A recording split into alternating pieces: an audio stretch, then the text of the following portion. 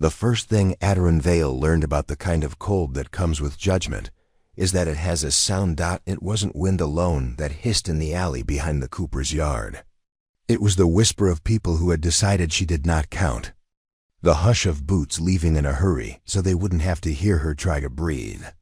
The wheelbarrow's iron wheel ticked as it cooled from the hands that had gripped it hard and fast, then let go as if she were a brand pulled from a fire.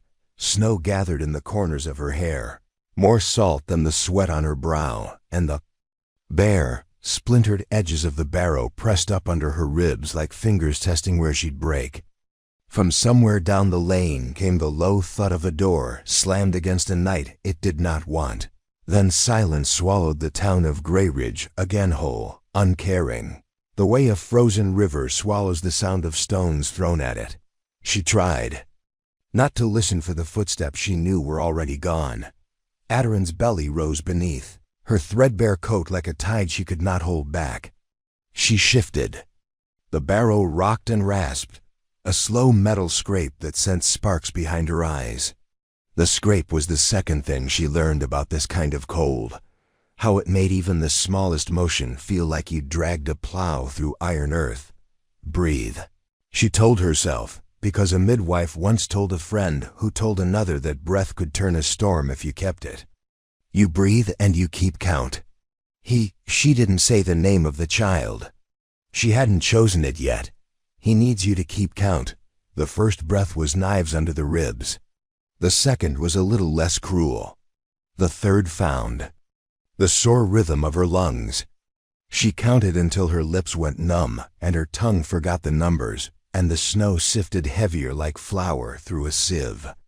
Adderin thought about standing, about throwing her weight to one side and rolling out of the barrow, about finding purchase on the frozen ruts of the lane and shoving herself toward the short fence and the long road that bent away from Greyridge, like someone too ashamed to walk beside it.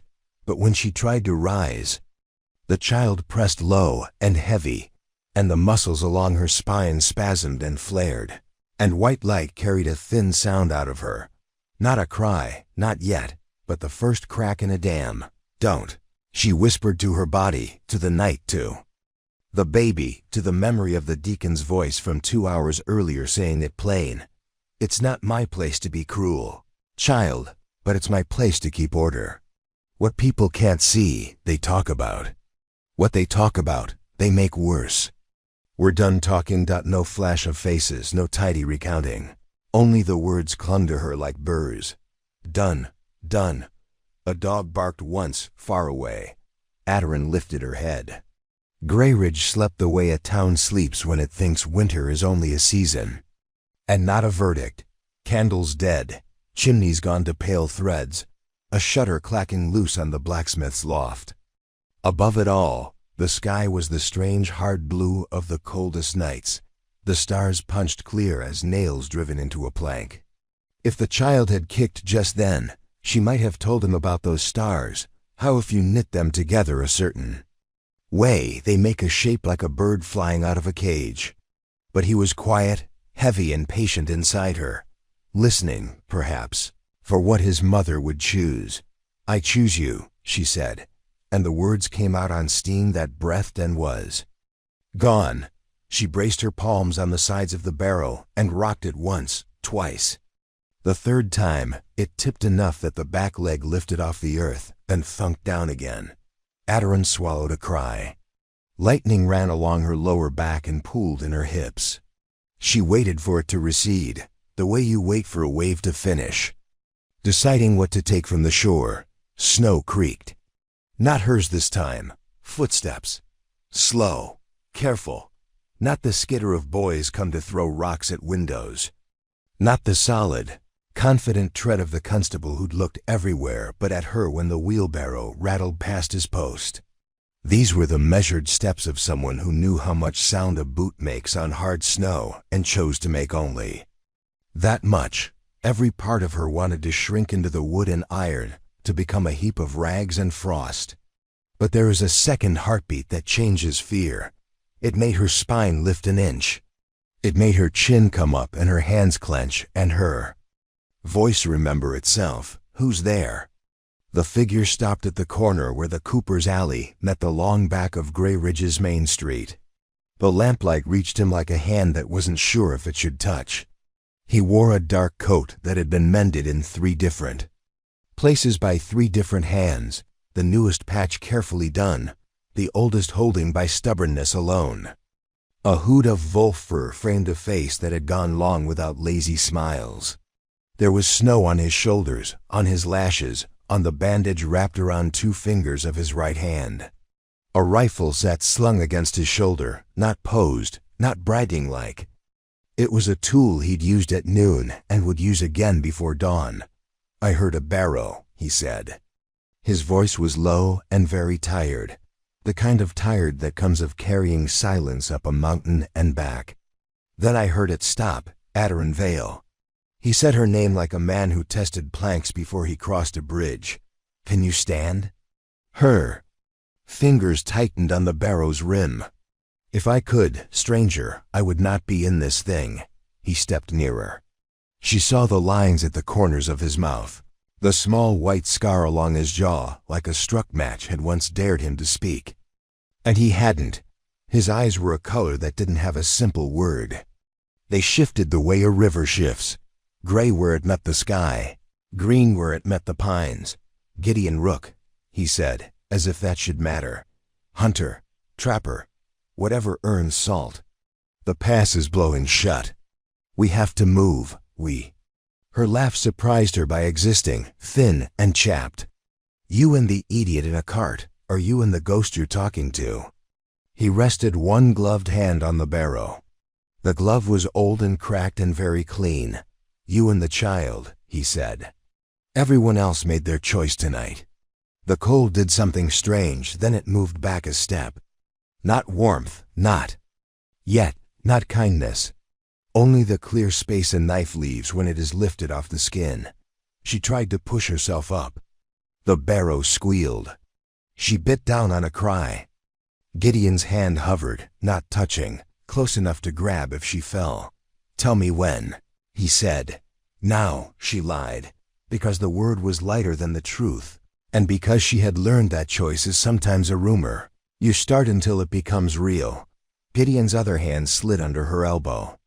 She felt the solid strength of him, the steadiness, the way he moved her like a man who knew what bodies weigh.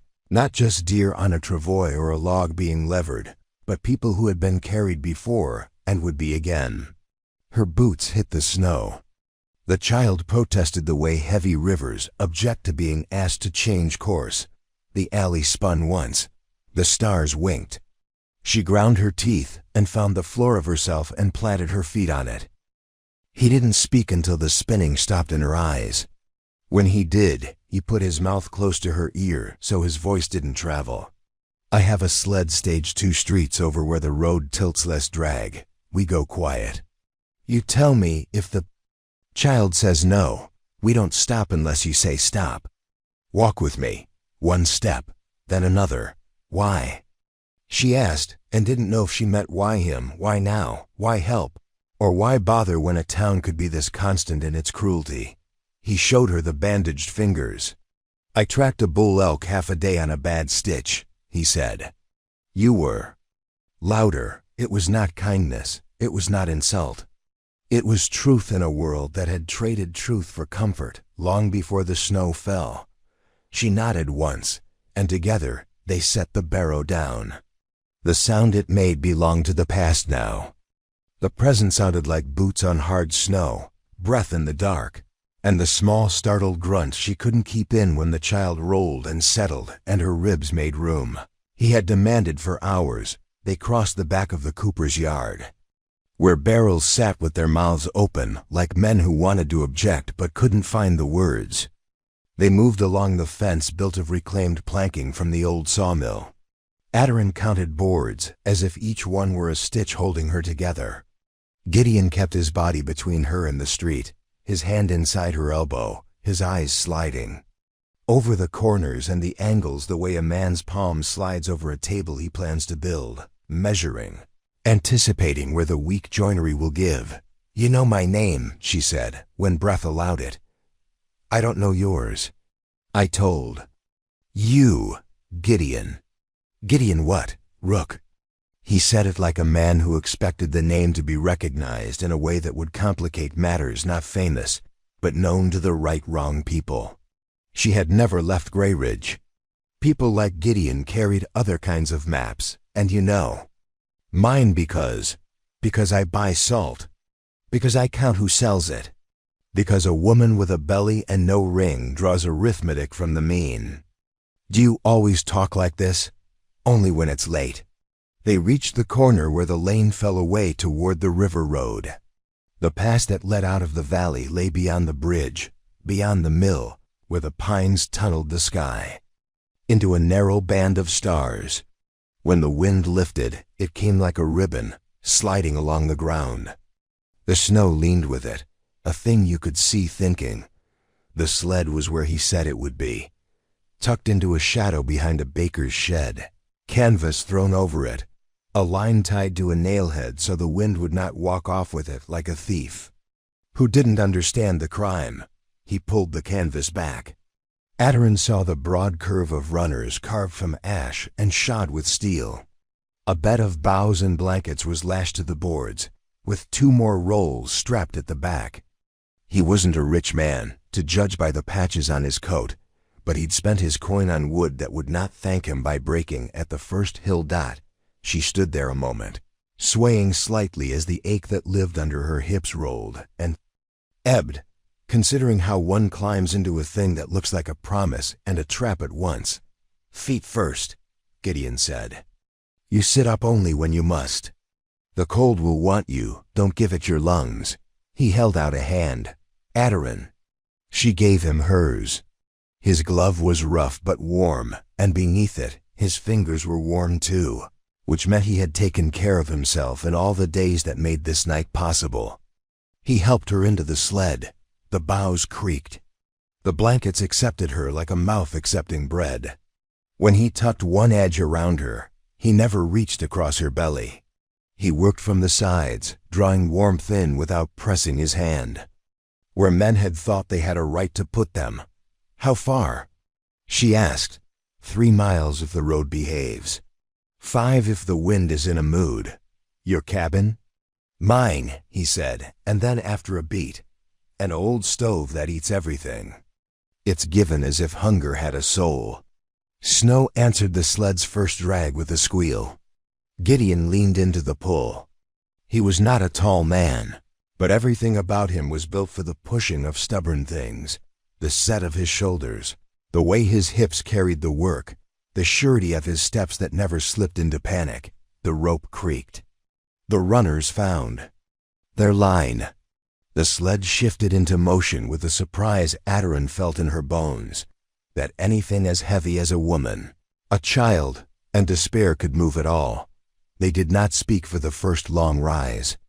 It was a hill you would never notice in summer and would curse in winter. The sky axed itself into the tops of the pines at the far end of the road. The houses leaned back from the wind in that way towns do when they've been built, by hands that learned scaffolding from watching gulls on a cliff. Adarin tucked her chin and breathed into the notch where the blanket curved over her chest. The baby rolled. A cramp skittered low and sideways, then eased. She kept count without numbers, 1 breath, this breath, only this breath. Gideon paused. At the top of the rise, not looking back at Grey Ridge, not giving the town the dignity of a last glance. He scanned the road ahead the way a man watches for broken boards in a bridge. He used yesterday and trusts again on faith only. Cautious. Faith, which is the only kind worth having. They will notice, she said into the wool. There will be men who didn't have the stomach to push the barrow who will suddenly have pride enough to fetch it back. They will, he said. Tracks will cover tracks by morning, but some men don't need snow to guide them where they've decided to go. Silas Pike, she said, and tasted the name to see if it would poison her to speak it. He is the kind who believes God leaves notes for him under stones. He thinks cruelty is a translation. Gideon said nothing to that. Men of his sort did not say prayers against other men's religion.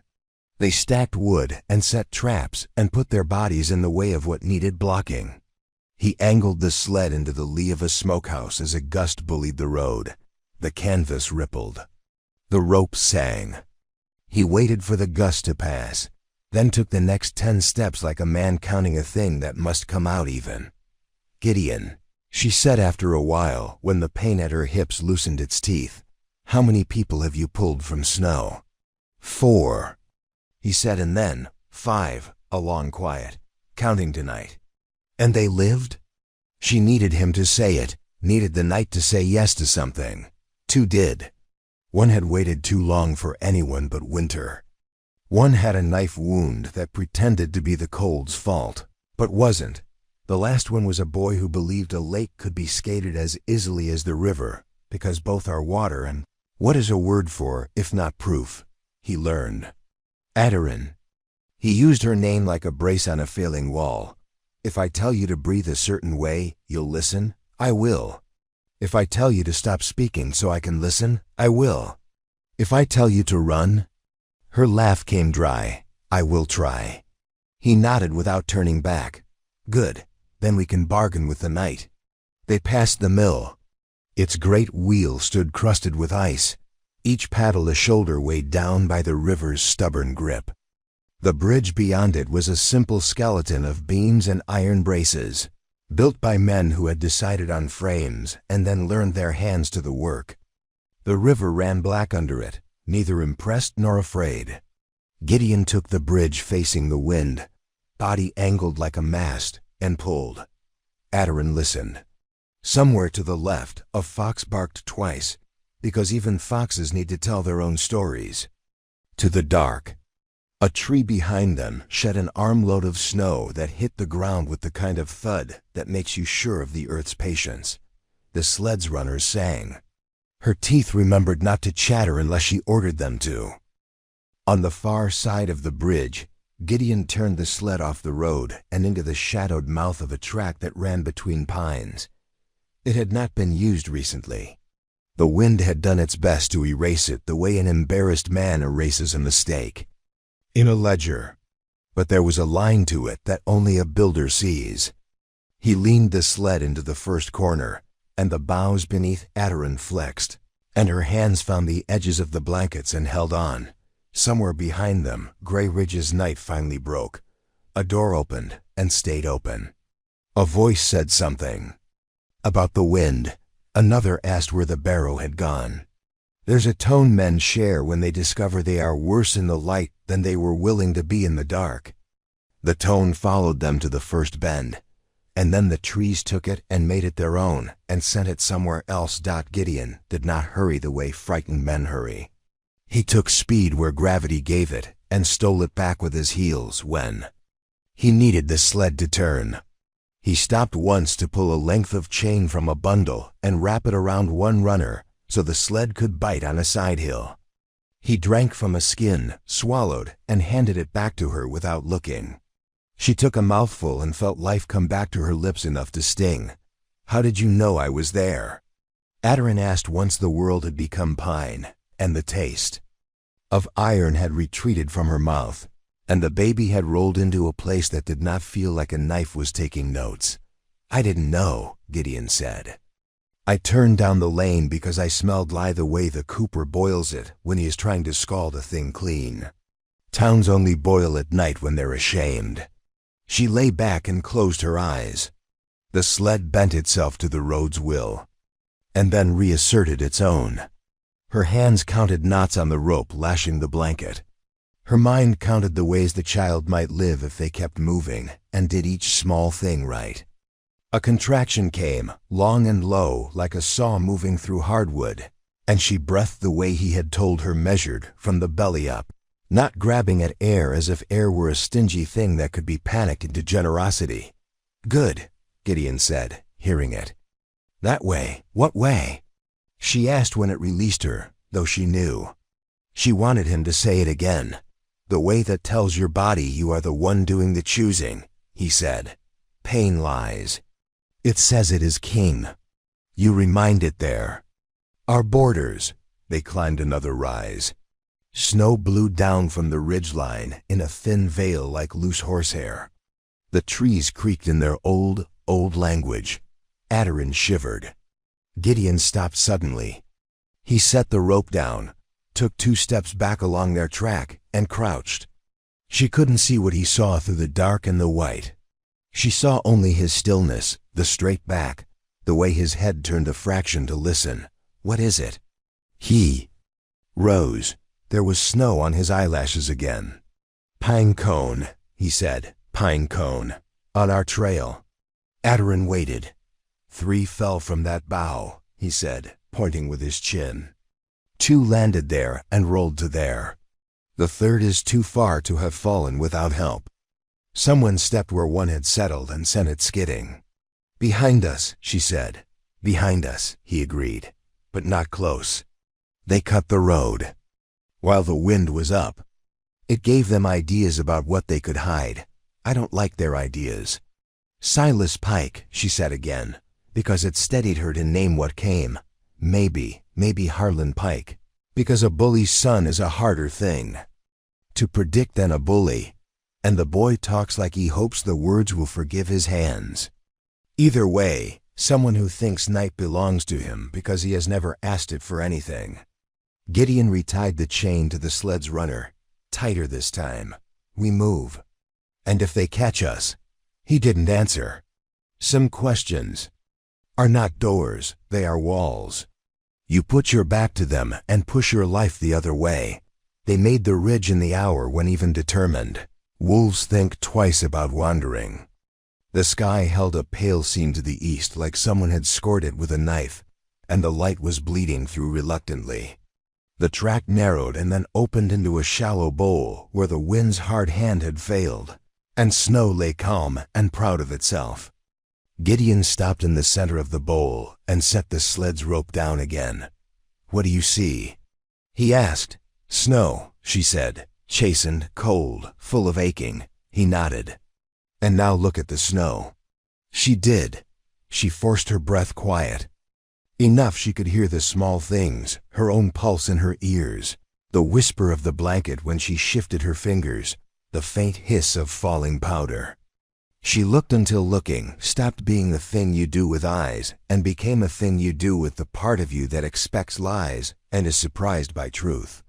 There were lines in the bowl, faint, nearly the color of the air, the places where the wind had pushed past and left a low ridge, the swales where it had hidden. But there was something else, a shallow indentation, one, then another, as if a man had crossed the bowl, careful, light, and then turned back to erase himself and failed by a finger's width. We are not alone, she said. We haven't been alone since you were put in that barrow, he said. But here's where we make alone long enough to matter. He moved to the sled's back, untied one of the rolls, and pulled free a length of burlap and a coil of rope with a crude hook on one end. He tied the burlap to the sled's stern, walked it 50 feet out to the left, and fixed the ropes. Hook into a stump. Then he took another length of rope, tied it to the sled's nose, and carried it out to the right where a snag of roots held tight to the idea of earth. By the time he was done, the sled sat in the center of the bowl with 2 lines leading away like question marks dragged through snow. Pull, he said to the left, and the sled tried to turn and failed. He grunted and came back. Now to the right, and the sled tried again and failed. Adarin watched him work in the light that was becoming morning. He moved without hurry and without waste. She thought, this is a man who has made machines. From nothing, and traps from a thought, and warmth from a tree that didn't know it was destined for fire. What is this? She asked. An argument with a tracker, he said. He will look at the bowl from the ridge. He will see the lines and give himself stories about where we went. He will spend half an hour lying to himself before he admits he cannot be sure. We take half hours where we can steal them. He untied both lines, coiled them neat, and stowed them. Now we run quiet. The track crooked twice, then fell. Down a slope that barely deserved the name, but felt to Adarin like the world had tipped. The sled hissed. The runners talked in the small, busy way steel talks to snow. Aderin tucked her chin. The baby rolled and pressed a heel or an elbow into the narrow place under her ribs. She moved her hand there and held it. "Soon," she told him. "Soon if I have any say." Gideon's boots skated and bit. At the bottom of the slope he angled them into a stand of firs and disappeared from the track entirely, using the thick bed beneath the trees to erase their line. When he found the track again, it was a different one. It ran along a brook that talked to itself under ice like an old man rehearsing a joke he planned to tell at the next fire. The brook led them through a notch where stone looked out on stone. The notch bent. Morning widened, slow and suspicious, as if it had heard about this valley from other mornings and didn't quite trust it. They reached the cabin as the first crows turned the tops of the pines to counting stations. It stood in the leeward pocket of a hill where the wind had to do extra work to find it. The roof had been reshingled with care. The chimney had been mended with fieldstone and stubbornness. A small stack of wood sat under a lean-to that had been made with more patience than nails. Someone had hung a length of scrap iron from the eaves to ring if the door were opened too quickly in frost. Gideon set the rope down, climbed the 2 steps, and shouldered the door. The iron sang once, a thin, clear note. He caught it with his hand so it would not sing twice. The room that received them was small in the way rooms choose to be small for the sake of warmth. There was a stove with a belly that had stories to tell. There was a table that had learned to be both desk and workbench. There was a bed with a patchwork quilt that had been made by someone who believed color could be an argument against winter. He didn't untie his boots.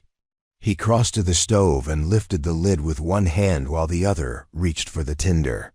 You can tell a man's life by the way he lights his fire. Gideon's kindled as if he believed fire is a good worker, if you tell it clearly what it is for. He built a little house of splinters and bark, made a square of coals out of scraps wrapped in rag, and set breath to it exactly once. The stove took the offering and lowered its voice from cold iron to something like a purr. He turned to her. "Blankets off, coat off, boots off, then feet up and we wrap them again." "The child rides high or low?" "Low," she said. "He likes my hips." He nodded, as if the baby were a friend whose preferences he would respect. "Water," he said, and put snow in a kettle and set it on the lip of the stove so it would not scald its way into impatience. Aderin's fingers had become strangers to buttons. He did not reach to help.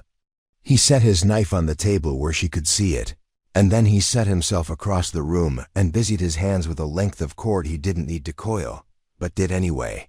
She undid the coat. She tugged at one boot and met a weight she wasn't sure of. In the end, she said, "I could use a hand without pity." He rose and came to one knee by the sled where he had drawn it across the threshold to keep her off the cold floor. He took her boot in his hands and slid it free with a twist that meant he had pulled boots from feet that swell at the ankle. The smell of wool and damp leather and the faintest ache of her skin in the cold made her eyes prick. He put the boot aside, pulled the other, and then stood and did not look at her legs, which were pale with gooseflesh and strong despite fear. "How long?" he asked, meaning how long since they pushed her into the alley. 2 hours, she sighed. "Maybe 3. I counted until the numbers betrayed me. I don't remember the last time before this when I felt warm." "You'll remember again," he said. "Warmth is a stubborn teacher. It will remind you whether you want it to or not." He poured water into a cup and handed it to her. "Small sips, easy. You don't owe speed to anyone now." She drank and felt the warmth find its way down her throat like a line of fishermen throws and then pays out steady until it is just enough and no more. She breathed. The child rolled again, as if the heat had knocked on the small door he lived behind, and he had come to see what guest had arrived. "Thank you," she said, when thanks felt like the right size.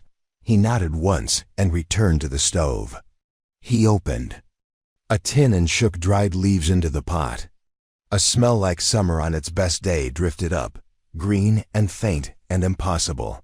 He added a sliver of something that flashed orange and was gone.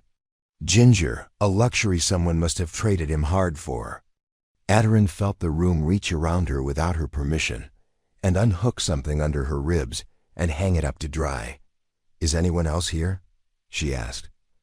"Anyone who will be surprised by me?" "No," he said. "Only the stove, which will always be surprised by how much it wants." "Do you live alone because you prefer it, or because it costs less?" He considered. "Yes." He lifted the kettle and poured tea into a second cup. "Do you eat?" "I will." He cut bread from a loaf with a hard, singing crust and spread. Something on it that glowed a soft gold when the light from the stove touched it. "Honey." He set the plate on the table and pushed it toward her. She ate with the slow greed of someone who has just remembered food has more than one job. Not just survival, but trust. He took his own cup to the corner where he could see the door and the window at once, and where the shadow from the stove didn't throw itself like a banner across his shoulder. He drank and watched the steam. After a time he said, "Tell me if it's pain or if it's pressure. Tell me if it comes like tide or like thunder. Tell me if the baby decides on his own schedule." "You've done this," she said. "I've helped a goat who forgot to listen to her body, and 2 deer who have their own strong opinions about timing. And a woman once who wanted to cross a creek in spring and discovered that creeks speak a language called now.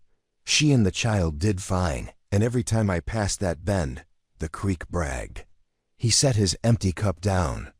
"I'll do what I know. I'll know what I don't." Silence sat with them. It was a kinder silence than the one out under the pines. It shared its bread. It did not ask for promises it had not earned. The first contraction that deserved that word hit while Gideon was mending the strap on one of his snowshoes by lamplight. It came like a saw again, back to belly, long and sure it belonged. Aderin put her hands on the edge of the sled and rode it like a boat rides a ferry, wave knees soft, mind set toward the far shore, breath a steady oar that pulls and releases, pulls and releases. When it eased, she told him because she had promised to tell him, and because the telling put order where fear tried to subtract it. "How long?" he asked, looking at the clock on the shelf without seeming to need it. She told him. He nodded. "We watch. If the child comes fast, he will tell us. If he wants the day, he will tell us that too. There are 2 women in the valley who know more than I do about persuading the stubborn to be born. They're in the wrong direction, toward the men I don't intend to see this morning, so we will be the people we need." "Will they come?" Aderin asked. "Silas, Harlan, the ones who put me in that thing. Will they come here?" "They'll try," he said. "If they think they know where I live, they'll come to finish a thing they started for the sake of being seen finishing it. It's what men who worship crowds do. But they won't find us with their eyes. They'll have to bring someone who knows how to listen to snow. I've got arguments for that kind of man on 3 paths. We have time, maybe an hour, maybe more. I only ask you use it to make the child ready to meet someone who wants him. You want him?" The question escaped before she could tuck it away. It surprised her with its nakedness. She had not asked anyone that question about this child. Not the man who had made him with her and then counted out coins instead of names. Not the women who had averted their eyes rather than reckon with the arithmetic of her belly. How much space and bread and luck a new life takes. How much love and rage, how much change. Gideon didn't answer the way she feared, didn't say, "He is not mine." Didn't say, "Wanting isn't my place." He said, "Want is a small word. I will keep him warm. I will tell him where the fox buries the spare rabbit. I will show him how to tell when a man is talking, not because he has something to say, but because he is afraid you might. I will teach him the names of 10 snowfalls, and how they weigh different on a roof. If want lives in that, then yes." Her throat closed. The contraction that came next found her uncertain of her breath and punished her for it. She wrote it anyway. And when it faded, her face was wet. "Breathe like you did," Gideon said gently, not looking at the wetness, because a kindness sometimes pretends not to see what it respects. "Give your body borders. Remind it this room is yours, and the stove works for you, and the door is shut because you chose to shut it." She did. Outside, morning found its courage and pushed light through the small wavy panes of the cabin. Window. It fell across the table and made the knife there gleam, not as a threat, but as a tool willing to work. It touched Gideon's cheek and showed her the pale ridge of the scar there. A story lived in that ridge. He didn't offer it. She didn't ask. They made a nest on the bed with the quilt. Gideon folded towels clean, worn soft, lined up a kettle and a bowl and the thread he'd boil. He moved quietly, and his quiet told her something she hadn't realized. She was desperate to know that he would be quiet even if he were alone. He wasn't performing safety. He was building it brick by brick until the wall it made had a door and a window and room to sit. "And wait. Tell me what to do," she said, because the contraction reached for her again, because control is a bridge that needs steps to be real. When it comes, you do what you did. When it goes, you drink. You rest.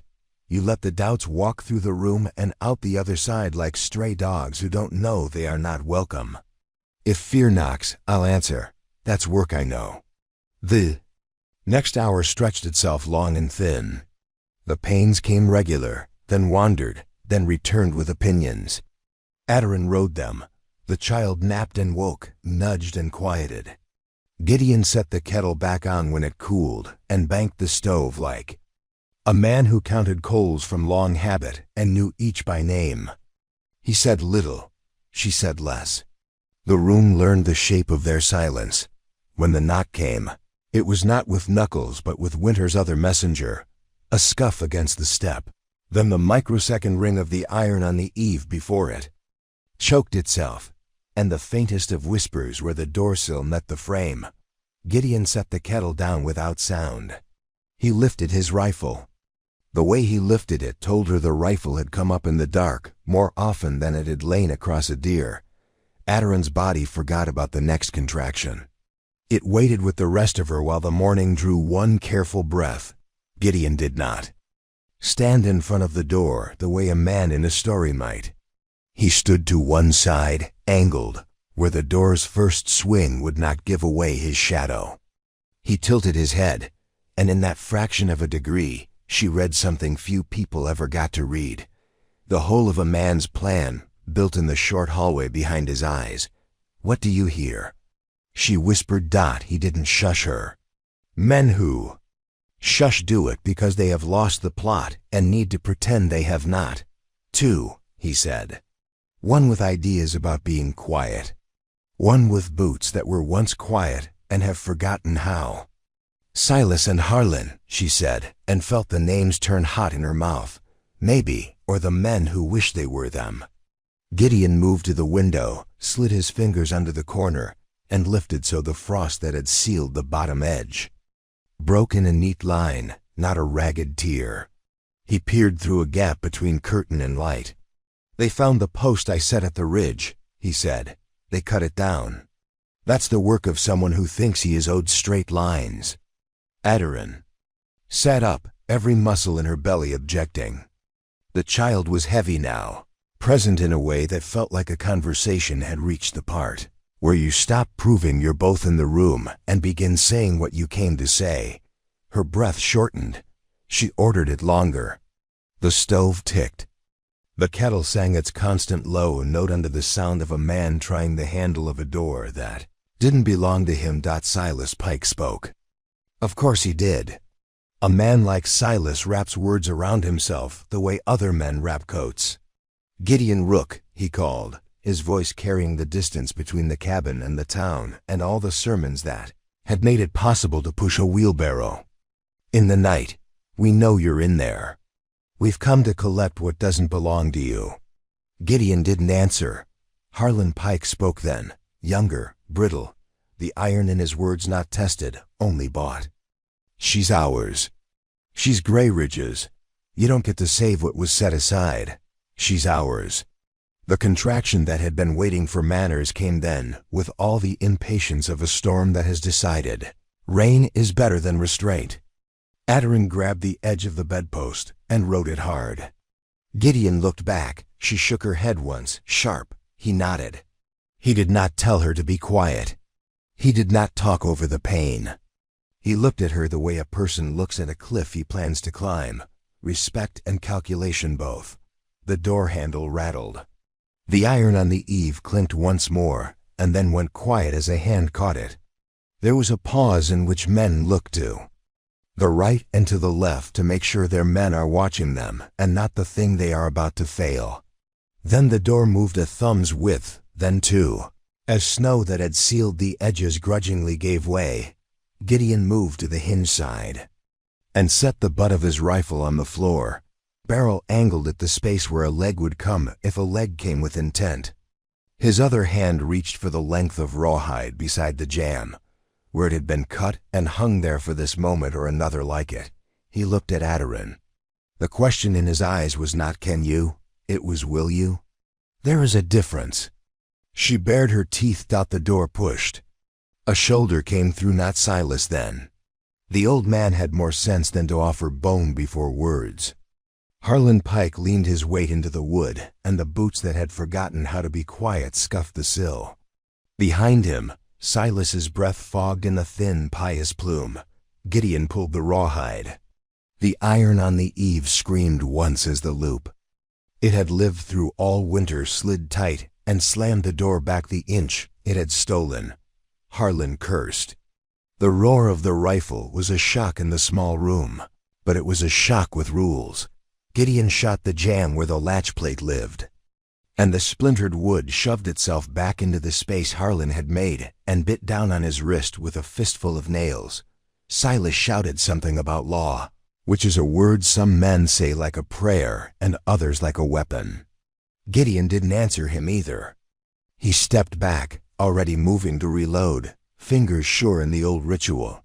Aderin swung her legs over the side of the bed and stood in a room that reeled because her body did, and because the child was ready for more than a discussion about readiness. Stay. Gideon said softly, a thing you say to a dog you love who wants to help. She did not stay. She took 2 steps and came to the table. Her hand found the knife with the gleaming, honest edge. She held it the way you hold a thing you will use for chopping carrots or for cutting rope or for reminding men that doors are not invitations. Silas. Pike's voice took an oily turn. You think you can hide, Rook? You think the valley belongs to trappers and whores? Aderin laughed, bright as breaking glass. Silas's breath hitched. Men like Silas always forget that women laugh when they realize no more pretending is required. You have a minute, Gideon said quietly, words for the men outside now. Then you decide if your pride is worth your fingers. After that, when it comes you do what you did. When it goes, you drink. You rest. You let the doubts walk through the room and out the other side like stray dogs who don't know they are not welcome. If fear knocks, I'll answer. That's work I know. The next hour stretched itself long and thin. The pains came regular, then wandered, then returned with opinions. Aderin rode them. The child napped and woke, nudged and quieted. Gideon set the kettle back on when it cooled and banked the stove like a man who counted coals from long habit and knew each by name. He said little. She said less. The room learned the shape of their silence. When the knock came, it was not with knuckles but with winter's other messenger. A scuff against the step, then the microsecond ring of the iron on the eave before it choked itself, and the faintest of whispers where the doorsill met the frame. Gideon set the kettle down without sound. He lifted his rifle. The way he lifted it told her the rifle had come up in the dark more often than it had lain across a deer. Aderin's body forgot about the next contraction. It waited with the rest of her while the morning drew one careful breath. Gideon did not stand in front of the door the way a man in a story might. He stood to one side, angled, where the door's first swing would not give away his shadow. He tilted his head, and in that fraction of a degree, she read something few people ever got to read. The whole of a man's plan, built in the short hallway behind his eyes. "What do you hear?" She whispered. He didn't shush her. Men who shush do it because they have lost the plot and need to pretend they have not. Two, he said. One with ideas about being quiet. One with boots that were once quiet and have forgotten how. Silas and Harlan, she said, and felt the names turn hot in her mouth. Maybe, or the men who wish they were them. Gideon moved to the window, slid his fingers under the corner, and lifted so the frost that had sealed the bottom edge broke in a neat line, not a ragged tear. He peered through a gap between curtain and light. "They found the post I set at the ridge," he said. "They cut it down. That's the work of someone who thinks he is owed straight lines." Aderin sat up, every muscle in her belly objecting. The child was heavy now, present in a way that felt like a conversation had reached the part where you stop proving you're both in the room and begin saying what you came to say. Her breath shortened. Go. The last word wasn't a word at all, but a door opening inside her. Grip to release. Hold to let. A hand unclenching in a body that had done nothing but clench since the alley. The child took that permission and pressed forward as if he had been waiting for this exact crack in the world. The cabin's door blew wide. Snow punched in like a fist and then lost its nerve in the heat. Harlan Pike stumbled through the gap with a boarder's hunger and a boy's balance. The second man landed behind him with a thud that shook the iron bell on the eave and sent a shiver through the stovepipe. Silas Pike's shadow bled across the threshold, long and righteous and wrong. Gideon's rifle spoke once, a bark without. Panic, wood splintered at shin height. Harlan's leg buckled. He yelped and went down on the edge of the hearth with a sound like a cup breaking in a sink. The second man swore, lifted his pistol, and found the poker kissing his knuckles before the gun could choose a target. He dropped it. The pistol hit the planks and skittered under the table where Aderin's hand already was. "Don't," Gideon said without looking at her, not a command, a map. She curled her fingers around the pistol's cold grip and felt its rattle, the shiver of metal that doesn't know whose will it serves yet. The contraction reached for her, took her whole, swung her like a pendulum, and set her down breathless against the table's edge. "Shut the door," Silas barked from the porch, as if winter answered to him and would wait politely on the step.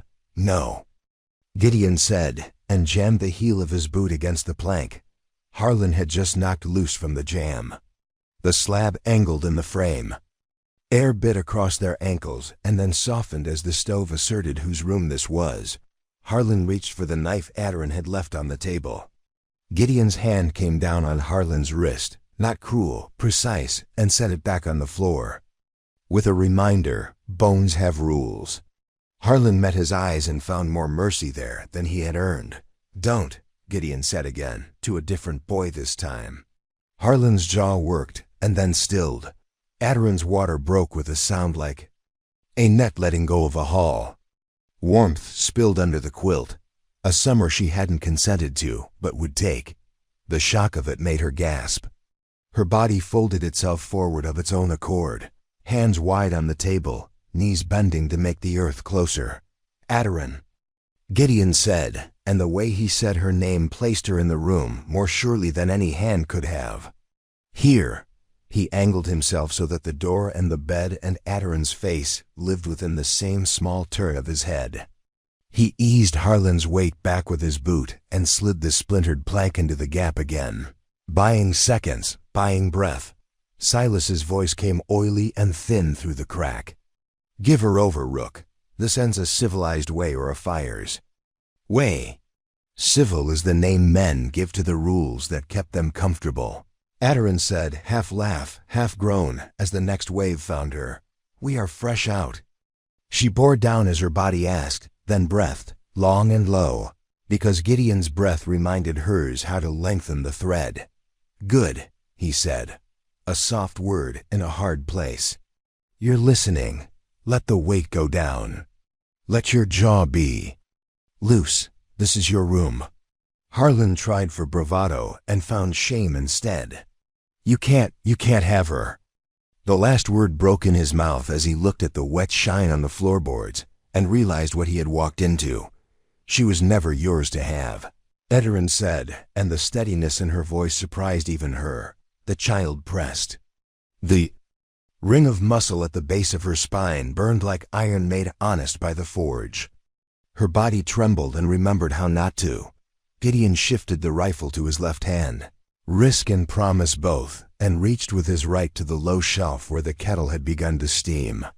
He poured water into a bowl, steam ribboning the air. He set clean claws within reach, the thread, the knife. Each thing had a place. Each place meant she was not alone. Next time with the push, hiss instead of grunt, he murmured. Let the force travel. Don't choke it. You keep the soft parts soft. You'll tell the baby the same? She swallowed. The contraction crested. She wrote it with the hiss he asked for, a sound between her teeth like steam leaving a kettle, and felt the difference, how the pressure went where it needed, instead of bruising what stood in its way. I'll tell him 1,000 things, Gideon said. That's one. Breathe. The second intruder clawed for his pistol under the table and came up with Aderin's foot in his face instead. A clean, bewildering kick she didn't know she had in her until it was done. His head snapped back. He went down again, harder this time, and stayed there, moaning into his palms. Stay down, Gideon advised him politely, and set the pistol on the far side of the room with the toe of his boot. He looked at Aderin. He didn't look between her legs without asking, What do you need? To curse without scaring the child, she hissed through the next wave. Then curse at me, he said, and took her hand. He was careful, as he had been since the alley, to make contact without theft. She crushed his fingers and learned their give. He let her. The bandage on 2 of those fingers, she saw in a distant way, had been rewrapped clean. He had prepared his hands to be where they were. Outside, Silas's patience burned to its wick. Harlan, he called, the syllables harder now sharper. Open this door, or I swear before God. You and God can knock, Gideon called back, not raising his voice, and the calm made the threat more honest. He eased around the edge of the table and used the length of chain he kept near the stove for hauling wood to loop the door handle and anchor it to a spike he'd set in the wall exactly for such a morning. Or you can wait a breath. He lay his cheek to the wood and listened. Snow scratched the step. Something metal tapped men thinking with their hands. Gideon, Aderin said, and his name was a hook to bring him back. I'm here. He was at her side again. The rifle leaned within reach, the chain now taut and singing a low note that said the door would not be bribed. You took that last one clean. If he's listening, he heard you and he'll follow. Who? Her. Breath shuddered. She knew, but she wanted the sound of it in the room. The child, he said simply. You lead, he learns. She nodded and curled over the next contraction, hands braced, knees soft. It took her the way a river takes a ferry, no malice, just strength. She let it. When it loosened, a tremor broke through her that began in the small muscles of her calves and climbed. Gideon's hand found her shoulder and pressed there, steady as a fence post. It's just your body setting its teeth, he said quietly. You're safe to shake. A rock struck the window to the left of the door. Glass cracked in a starburst. Cold slid in through the lines. A lantern arced toward the gap. Gideon's rifle fired before the wick could imagine flame. The lantern exploded in the snow outside. Kerosene dashed the porch. Glass tinkled like a chime that had forgotten its song. Civilized, Aderin said through her teeth, and then the tide took her mouth again. On the porch, Silas's voice thinned further. Into piety. This is for your soul, girl, for the soul of the child. Sin begets bread, Aderin snapped when she could. You promised us bread and gave us hunger. The wave bore her down. She didn't ride this one. She dove, finding the bottom of it where the pressure was even and the sound was simpler. When she came up, she laughed not for humor, for oxygen. Gideon's eyes flicked to her face and back to the door. Good, he whispered. Laugh when it lets you. You're telling your blood to move. The second man under the table rolled to his side and tried to crawl toward the door. Gideon's boot pinned his coat to the floor between shoulder blades with a firmness that made murder unnecessary. Don't make me count you in front of the stove, he said. I hate explaining numbers to iron. The man went still. Gideon. The sound she made with his name this time wasn't request. It was news. He knelt and with a quiet that made her throat burn, asked permission with his eyes. She nodded. He checked the place where the child would show himself first. When he looked up, the lines around his mouth eased, and the ridgeline of that scar found a gentler angle. You're bringing him, he said. He's honest. He's coming straight. Adarin reached the thin edge where pain ends, and a different work begins. The edge that is not a finish but a changing. Her body seized it with both hands and pulled. She felt the ring of herself widen and widen again, an opening she had not believed she could be. Stay there, Gideon said low when she wanted to run from the feeling. It's fire that doesn't burn. It's what the world once made. He soaked a cloth in the hot water and pressed it where the heat peaked. It didn't take the pain, nothing does, but it took the panic out of the pain and left only the force. Silas tried the holy voice again. You think God made you for this alone? That he meant you to be mother without husband? You make mockery, yet. Off God's tongue, she breathed. It has work to do he can't do with you standing on it. Gideon did not laugh. He smiled without teeth where only she could see. When the next comes, he said, put your chin to your chest and think down. Think heavy, not hard. The next came. She did as he asked and felt the child answer with a twist like a fish breaking a net. Her mouth opened and nothing came. Out. Some sounds are too old for a room and have to be made outside. She found his hand and crushed it again, and he let her. And the bandage on his 2 fingers held. Snow thudded off the roof. The iron on the eave chimed low. A shadow darkened. The window, someone climbing for the roof hole where smoke walked. Gideon didn't look up. Don't, he said, like he had said to Harlan, only this time to the wider, older thing violence. Maybe, or foolishness with a family name. He set the kettle back on the lip. He set a bowl within reach without looking. He said, now. And she bore down and learned the shape of that word. A slick crown appeared where the cloth pressed. Gideon's gaze flicked up to her eyes and back down without losing her. And in that flicker, she read a thing she had not been offered in months. Respect so clean, it felt like air after metal. Head, he said, and she felt it.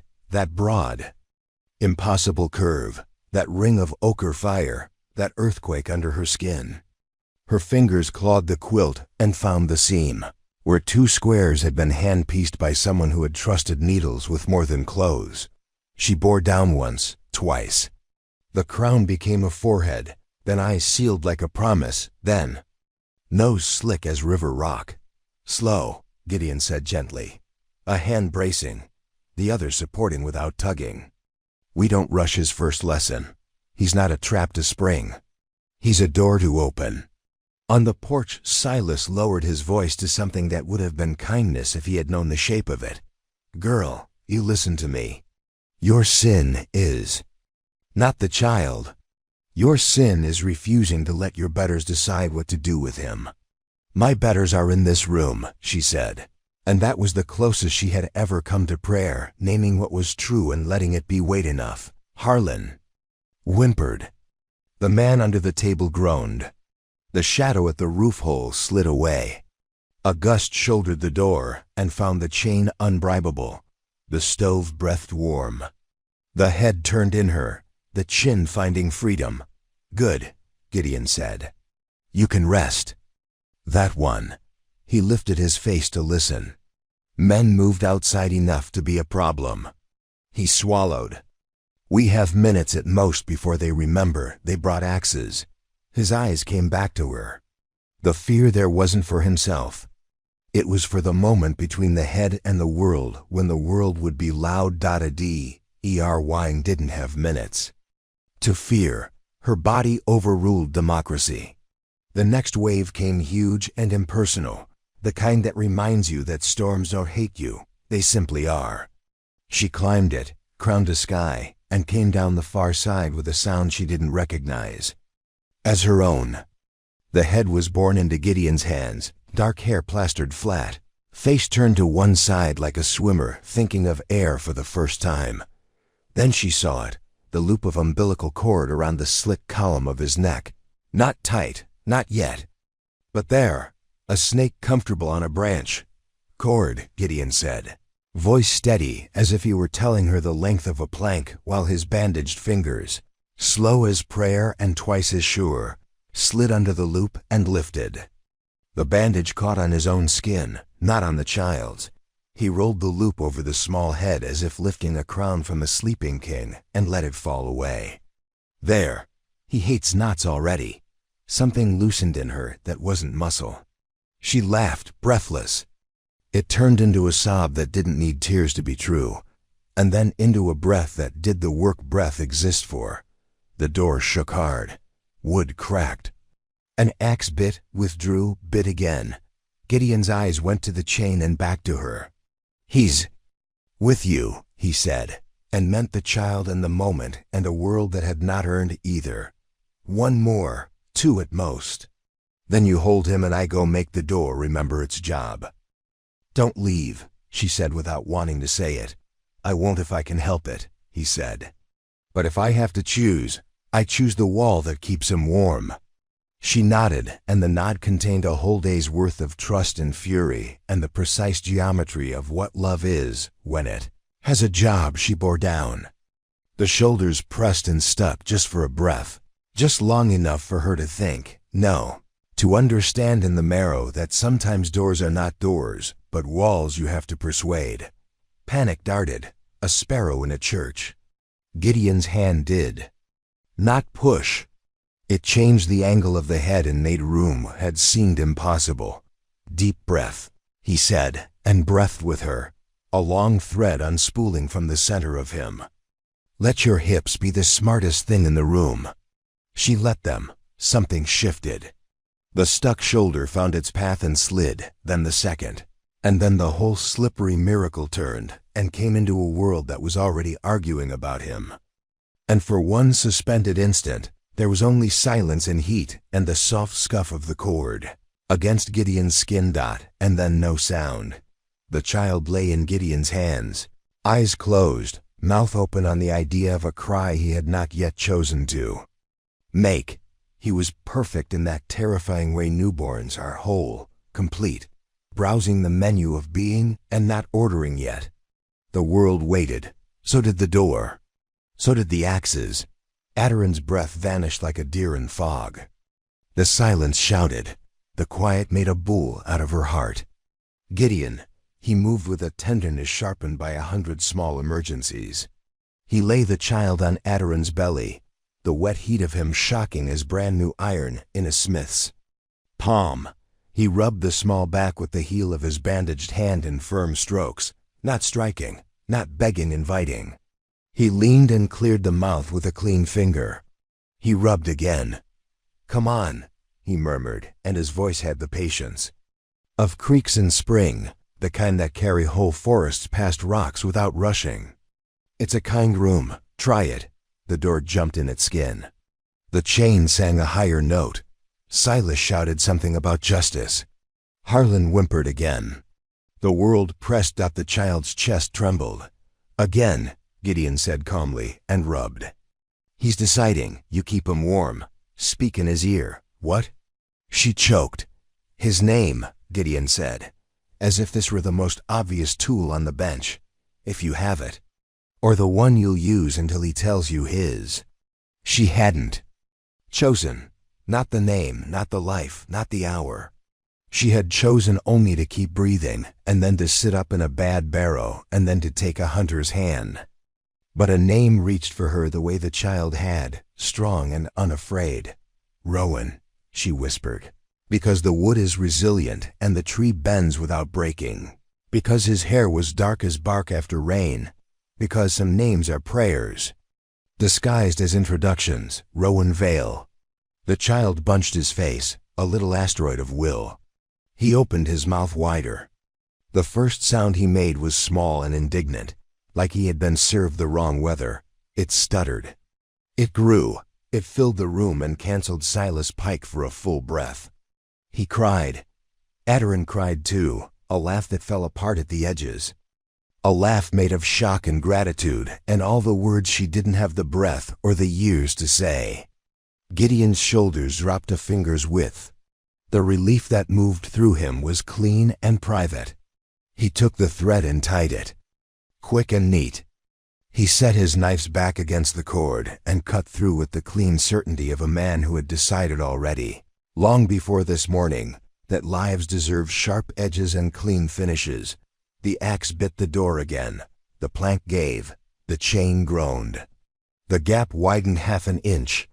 Snow hissed on the threshold like a crowd that has been promised a miracle and will settle for a riot.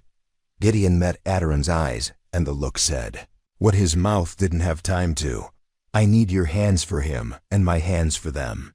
She gathered Rowan to her chest. He was a small son, and she was the first hill he had warmed. He rooted clumsily, and the shock of the sensation rocketed through muscles that had been busy being the earth. She made room for him because she wanted to, and because her body wanted to. Those are not the same want, and she felt them both. Gideon moved, turned, became a door with a man in it. He grabbed the chain with one hand and set his shoulder against the wood, so the blows of the axe had to explain themselves to bone and not just to planks. He reached with the other for the rope they'd pulled the sled with and looped it twice around the door handle, then around the leg of the table, which was bolted through the floor to a joist that had no patience with mobs. The next blow shuddered down the rope into the floor and into the hill and into the old bones of the valley. And there it stopped, as all stupid things do when faced with patience. The second man under the table moved again. Gideon kicked his pistol across the room a second time without looking. "If you stand," he said, like a weather report, "I'll break the part of you that kicks and you'll have to learn a new way to walk. Sit still and you leave that part with you when you go." "I'll leave when you're dead," the man muttered into the floor, but it had the sound of a hymn sung by someone who knew none of the words. Silas changed keys. "We will burn you out," he promised, as if promising rain. "We will pull apart your roof and send you into the snow and let God sort what you were meant for." "God can start with you," Aderin said without heat, because heat had a different job now.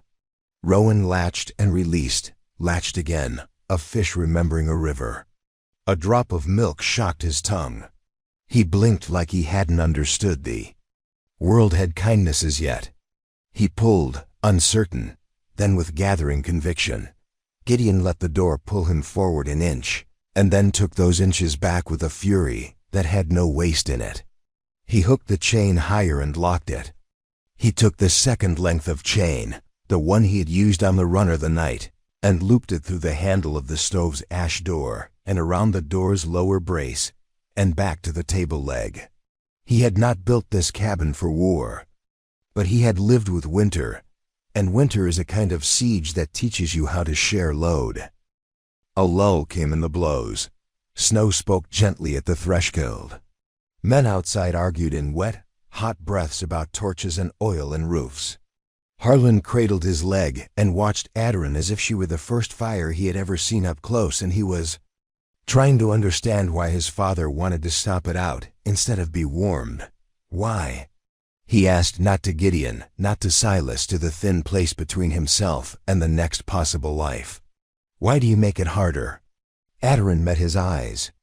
He was a boy the town had chosen for manhood, before he was tall enough to look it in the eye. He had never been asked to consider that he had a vote in his own days, because hard is not always cruel, she said. Sometimes hard is just true. Yesterday was cruel. This is the work. Rowan's breath fanned her skin in small, hot bursts. She swallowed the sob that wanted to be a wail and let it be a steadier breath instead. I would have done the work in my own bed. Your father chose the alley. Gideon chose the road. I choose this room. Harlan looked at Gideon's back, at the rope, at the chain, at the stove, at the quiet way the hunter's body refused to be moved by a mob. He looked back at Aderin. There was a small sound in the back of his throat, like a hinge that hasn't been opened in a while. He'll kill you for this, he said, and wasn't sure anymore if he meant Gideon or Silas or himself. Then, he'll have to tell God why, Aderin said. And God loves questions he didn't write. The lull ended. The axe returned, but it returned somewhere else. On the roof, above the rafters, where the shingles were newer, but the nails had been reused more times than nails prefer. Gideon threw his head back and listened. He saw the path, up the porch beam, over the eave, onto the low corner where a man could pry and find the warm pipe with his bare hand and think he had invented fire. Drink, he said to Aderin, not meaning water, she understood. She eased Rowan so he could breathe and swallow both. He settled into a rhythm like a creek seeing spring for the first time that year. Gideon fetched the oilcloth from the wall, flicked it open with one hand, and spread it over the bed's headboard so falling glass or old plaster could choose that over newborn skin. He kicked snow he had tracked in toward the hearth, too little to drown more than an ember, but enough to say I remembered. The roof creaked. A boot scuffed. The iron on the eave gave its single note of warning and then went very quiet as a careful hand caught it. Gideon's mouth tightened. Stay with him, he breathed. Where will you be? She asked. Under the hole, he said, and moved like a man who had drawn maps in his head on nights when the stars were bright and the wolves were busy elsewhere. The first pribar punched through the roof above the stove. Splinters fell, cold breath down. Gideon had already lifted the stove's lid and fed in a fist of green boughs he kept for taking the sharp out of smoke. He shut the lid and pulled the damper and set the baffles the way you set a stubborn mule's halter. The stove grumbled, then roared with a smoke thick and wet and indignant. It took the hole in the roof as an insult and pushed back. A man coughed above, then gagged. The prebar clanged on the roof and slid. Another man swore. The hole widened an inch. Smoke shouldered through like a bar bouncer who has decided dancing is over. A hand poked down, groping for the stovepipe. Gideon touched the red end of the poker to the skin there, and the hand left a smell behind that said two things. He would not try that twice. He would remember this morning, any time he saw an iron ring. Come down off my roof. Gideon advised the air, and for a breath. Roof took his advice. Rowan slept at her breast between pulls, his mouth slack for a second, then determined again. He was an argument for living, a one-boy delegation with the world's smallest fist. Aderin pressed her lips to his damp hair and learned the first rules of a new country. Keep him against your skin when you can. Keep him not cold when you can't. Drink when he drinks and after. Speak his name like you're putting up a fence. Don't apologize for being the weather now. Do you have neighbors? She asked, because silence breeds dread, and words are a fence if you put them in the right ground. 3 miles east. Gideon said, still at the stove, still listening the way men listen to see if the river means to keep them. An old man who owes me a debt and pays it in trout. 5 miles west, a woman who traps like a saint and swears like a priest and knows more about snows than is decent. Neither is up with the sun unless the day's got ideas. Today has too many. Will they come? If they see smoke wrong and hear axes where axes shouldn't be, he said. But we don't live by maybes. We live by ropes. He tugged the chain again, checked the knot, and added a second loop of rawhide lower on the door, because he believed in belts and suspenders when the wind had teeth. The roof crew gave up on the hole and decided the porch was an easier promise. Feet thumped overhead. There was a quick conference that used short words and long breath. Harlan flinched with each new idea his father tried on. Come out. Silas called, weary of winter's slowness. Come out and submit to discipline. I will speak for you before the council. You are the council, Harlan said under his breath, and looked like a boy surprised to hear his own voice make a point. Gideon heard it and filed it away. The way he filed away the way the iron creaked. Before the pre-bar bit, the way snow fell off a spruce when a hawk landed there. The way Adaron's breath hitched half a second before a contraction and told him which way the next minute would tilt. He didn't turn to the boy.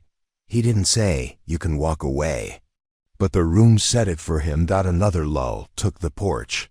It was the kind of quiet men mistake for proof that they have been convincing, and not proof that their enemies have remembered. Ladders. The lull ended with a thump against the window to the right of the door, a ladder's foot finding purchase. A shadow slid along the glass where it had cracked. The iron on the eave made its single not-quite bell again, and then went mute with a grip. Gideon didn't aim at the shadow. He aimed at the space where the ladder met the sill. The rifle bucked and spoke. Wood splintered. The ladder dropped a rung. A man yelped. The iron on the eave chimed long and sweet as someone forgot to hold it. Your father loves church bells, Harlan said, without meaning to. Adaron's mouth twitched. It was the first time she had seen that boy say something true on purpose. Another blow from the axe found a weakness in the jam they hadn't found yet. The chain held, but the wood cracked in a new, unhandsome way.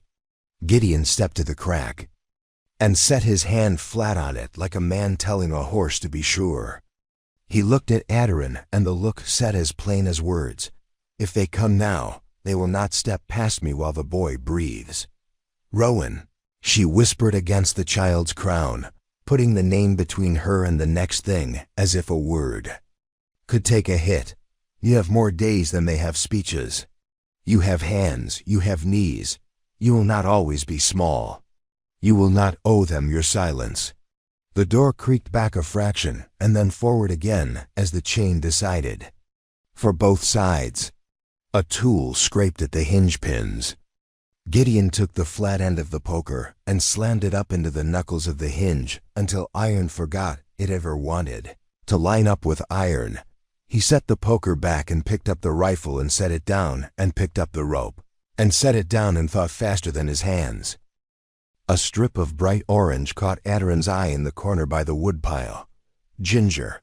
A sliver had gone into the tea and turned the room briefly into a poem about summer. Gifts didn't leave, she thought suddenly. They fought. She reached with one hand, found the strip, and sucked it. Grimacing. Sugar. Heat. Fight. She held Rowan's back with her palm and felt the tiny muscles there doing their precise, ancient work. Rowan, she said again, and then louder, because the room had loud things in it, and her boy needed to hear her above them. Rowan Vale, you are not theirs. You are not a lesson they get to teach. You are not their field or their fence or the little piece of God they think they can sit on to keep it from flying. The ladder thumped to the sill again. This time it held. A boot found the window frame. A second followed. A man's face appeared at the crack, red-cheeked, tear-lined from smoke. Righteous in the dumb way righteousness gets when it has run out of ideas and found only stubbornness in its pockets. He shoved his shoulder. The crack widened. The sashes. Old Putty held 2 seconds too long and then let go with a pop like a cork out of a bottle. Gideon didn't shoot his face. He shot the rung under his feet. The ladder canted. The man fell and did not land on his dignity. Someone below him swore. Silas's voice, ragged now, prayed for the benefit of any god who admired stamina more than mercy. Wine felt the after shiver of another contraction.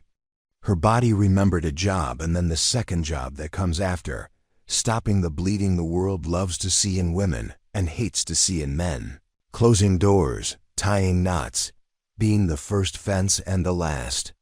Gideon was already ahead of her. He checked the flow. He waited. He nodded once, no alarm, no lie. "You're doing right. What's next?" She asked, not because she didn't know any woman who has watched another woman finish this road knows, but because his voice did a thing to the room that hers wanted help doing. "Next you let him prove he's greedy," he said, "and you be generous to match. Next I put smoke where men want air and iron where they want wood. Next we wait for either neighbors or noon." Noon is a kind of neighbor. He looked at Harlan finally. "You pick which side of noon you want to stand on." Harlan swallowed. "He'll kill me," he said, and again he might have meant 3 different men. "He'll try," Gideon said. "Your job is not to present your throat any more times than you already have." "Stop talking to my boy," Silas snarled at the door, as if conversation was theft and not salvation. "Stop making him need other men's words," Adarin said. "It's cheaper." Silas roared back a verse that had held his house together when his wife still breathed, and had held nothing since but his power. The roar cracked on the last syllable. Old grief leaks. Everyone heard it. No one said it. The room found a smaller quiet. Rowan slept, milk-drunk, his mouth slack around a dream. His hand opened and closed on a fold of Adarin's shirt, like a trap practicing before the rabbit season. The stove's purr had deepened into a patient, purposeful throb. The iron on the eave ticked once as the wind remembered other errands. Outside, men shifted their weight and pretended patience so they wouldn't have to explain backing down. Gideon used the quiet like money. He retightened the chain. He dragged a chest across the floor and set it against the door with a grunt. That said, he had moved that weight farther with less reason and would again. He refilled the kettle. He checked the window's latch on the side that hadn't cracked and wedged a wedge, where a wedge had always been waiting for this work. Deryn drank water and then more, because Gideon's hand tapping the cup said more loud enough to cut through the thin fog of the after drumbeat in her body. She ate bread with honey, sticky and golden and indecent in the best way. She watched Rowan sleep and felt herself do the same in the small parts that could sleep while the large parts kept a map. "Tell me something not about this," she said suddenly, "because human is not siege alone. Tell me a thing about the river." Gideon's mouth twitched. "It forgets and remembers on a schedule no one else gets to set," he said. "It forgives logs faster than it forgives men. It teaches the rocks their names by saying them 1,000,000 times, and then some. It makes traitors bold and fools cold. In summer it is a gossip. In winter it is a judge. It makes itself new every hour and pretends it didn't." Adarin closed her eyes, the words set in her like stones in a hearth. She breathed around them and felt heat come. A crack split the morning, not the door, not the window. The porch beam. Silas had found a new idea. If the door would not undoor, the house could be made to forget it was a house. The beam groaned. The roof's weight shifted. Snow slid. The iron on the eave coughed and gave a single dying note like a bell under a boot. "Out," Harlan said before his father could order it. His voice cracked on the one word and then held. "Out of the way." "Boy," Silas bit, but Harlan wasn't looking at him anymore. He was looking up, eyes wide, at the tilt that had started invisibly and now ran like water through the rafters. "Gideon," Adarin said. She didn't say what came after his name. The room said it for her. Firebox. Beam, weight, winter, smoke, newborn, roof. He had already moved. He took the rope off the sled and looped it around the porch post that still held. He threw the other end over a rafter inside, past the stove, past the table. He pulled. The rope took some of the roof's sulk and made it a job. He tied it off. to the chest he'd shoved against the door. The knot wasn't pretty. Pretty as for June, it held. The groan lightened half a note. Silas shouted something about cowardice that translated, in that particular accent men get when their plans have met physics, to panic. He ordered men where gravity had already decided they would not want to stand. Someone refused him out loud. Someone else refused him with their feet. Neighbors, Gideon said, and his mouth pointed toward the west, though his eyes stayed on the crack in the beam. A horn sounded once, far off, the kind of sound people who live with distance keep for. When distance makes rules, you can't bend alone. He didn't smile. He didn't waste that energy. He set his palm on the chest and leaned in, lending his weight to the rope and the rope to the beam and his stubbornness to all three. Rowan woke and fussed, unimpressed with physics or politics. Aderin bared her teeth at the room and then turned them into a smile for her son. Yes, she said, me too. She shifted him, patted a back that had learned to breathe, and learned the pattern of his protest the way she had learned the pattern of her own pain. Not to stop at honest things don't like to be stopped, but to make room for it to finish without wrecking everything.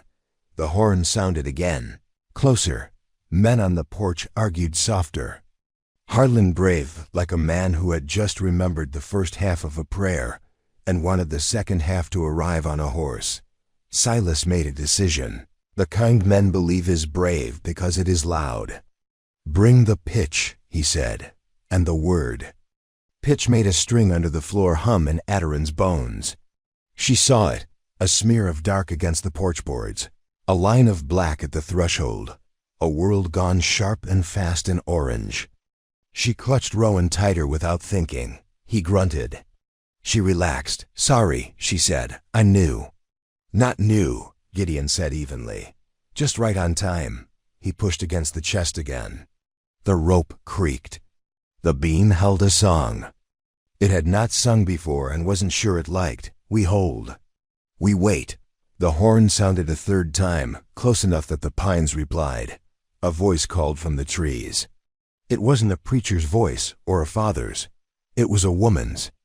Voice with a canyon in it. Silas Pike, it called. You woke the wrong neighbors. Silas swore.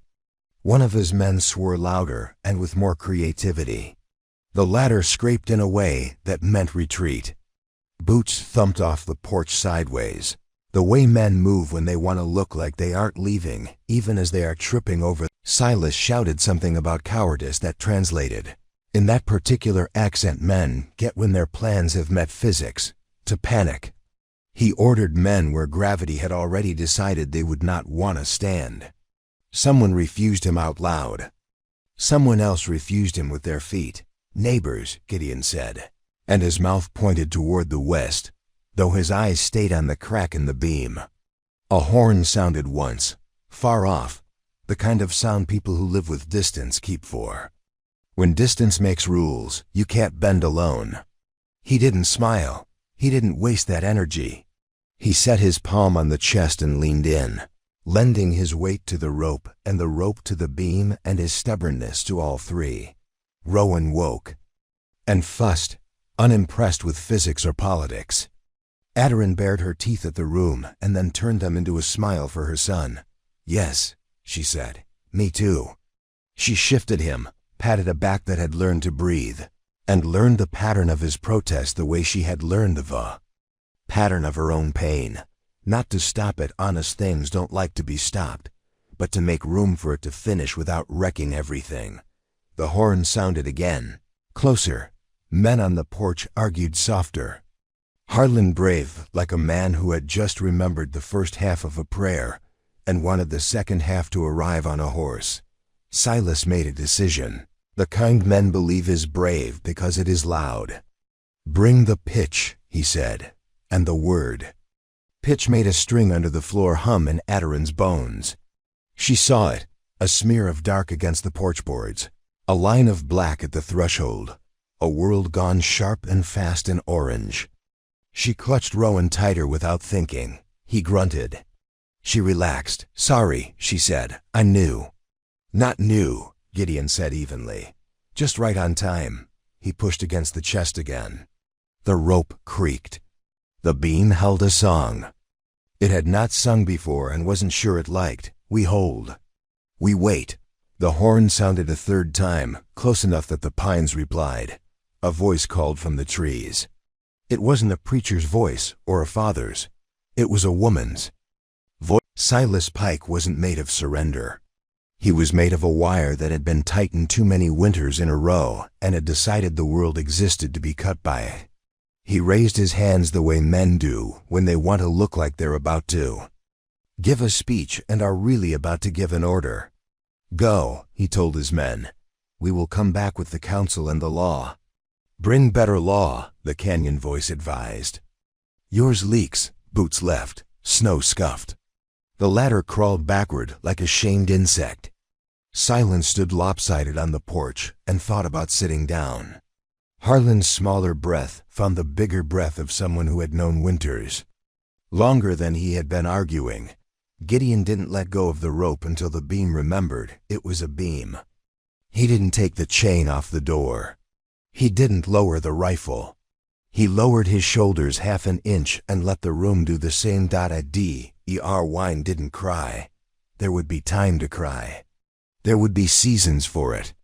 She kissed Rowan's hair again and let 2 tears go there because he ought to know, early, that salt is part of food and of surviving.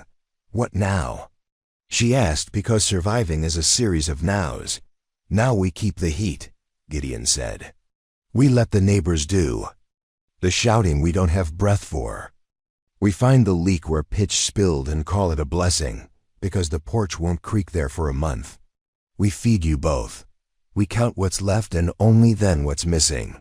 He turned his head toward the voice in the trees and said, Louder, Marta. Rook, the canyon voice replied. You owe me trap wire, and I brought your trout back. It froze twice on the way. It'll eat like stubbornness. Bring it after I take the chain off, Gideon said. Take your time, the old oil-smooth voice cut in. The boy and I will teach the deacon how to stand where a woman can't have her breath knocked out by him.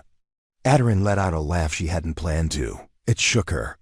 Rowan startled and then settled, as if his mother's laughter had been loud once, a long time ago, and he recognized his house by the sound.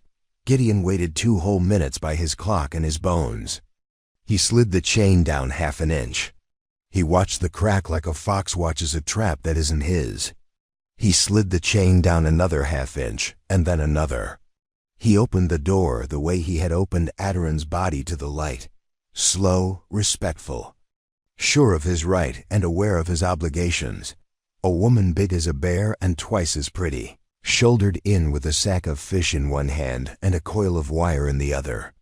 Her hair was a snowdrift someone had painted black, then laughed at and left the joke.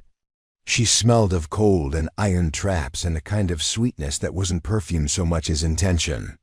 Behind her came a boy with Harlan's mouth, if that mouth had ever said sorry to a cat and meant it, and behind him, an old man with a face like a friendly root and a shotgun that might have been carved from the same tree as hens.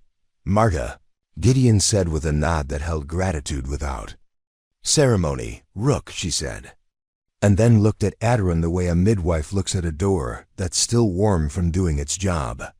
You did that right, she said. Good, I hate yelling. She set the fish on the table, saw the pistol Gideon had kicked there twice, and kicked it again just to teach it manners. And you, she flicked her chin toward Rowan, your trouble with a hat on. She softened then, so fast and so much that the room had to scoot aside to make space. Hello, she said, which is the correct first blessing for any new person. The old man, kale by the smell of wood smoke that clung to his name, put his shotgun by the jamb and ran his fingers over the cracked plank, the way men comfort horses. Silas has been waiting for a winter like this, he said softly, so he could call it God's and not his. Gideon nodded once. He'll be back. Bring a better winter, Marta said, binding her hair up like she was rolling her sleeves. She looked at the roof, the rope, the beam. You built this for lonely, not for siege. We'll buttress it for both. She reached into her coat and produced a jar with a lid that had been opened and closed enough times to look like a small storm. She slapped it into Gideon's hand. Lard, for the hinges, and for bread, and for burning men who touch what isn't. Theirs, if we run out of other uses. Adarin watched Gideon fail at smiling and succeed at warmth. She watched Marta take the room apart with her eyes and put it back together stronger without moving anything yet. She watched the old man stand a little wider on his feet and make the door think twice about being a door for everyone. She watched Rowan sleep like a prince who had been told his throne was a bed of quilts and believed it, because why wouldn't he? Will they take it to the council? She asked. They will, Cale said. And the council will say words like proceedings and order and community, and then we will say words like woman and child and choice, and they will not fit together at first, and then they will because winter doesn't leave, and you can't hold a meeting in snow without talking to the person who knows how to walk in it. Which is us, Marta said, and reached for the kettle. You're pale, drink, eat, then answer my questions. Because I enjoy asking them, and you deserve to be the subject of something other than other people's stories. What questions? Adarin asked warily, because questions have been knives. Dressed up like spoons in her life. Practical ones, Marta said. Do you prefer sage or thyme in your stew? Have you got any thread you like better than this? Does the boy stop crying if you hum high or if you hum low? Did you ever learn to stitch a roof from inside while a man pretends he can hold it up with a rope? Low, Adarin said. He stops crying if I hum low. Her voice surprised her. It had authority in it now that had nothing to do with church or men or the river. It had to do with milk and pain and getting up from a wheelbarrow when a town wished her not to, and time, and yes, she looked at Gideon. Show me where the nails live. He should have told her to rest. He didn't. He went to the chest, lifted the lid, and set a small box on the bed, a carpenter's old friend, nail heads bright as coins, ordered by lengths. Here, he said. You say when.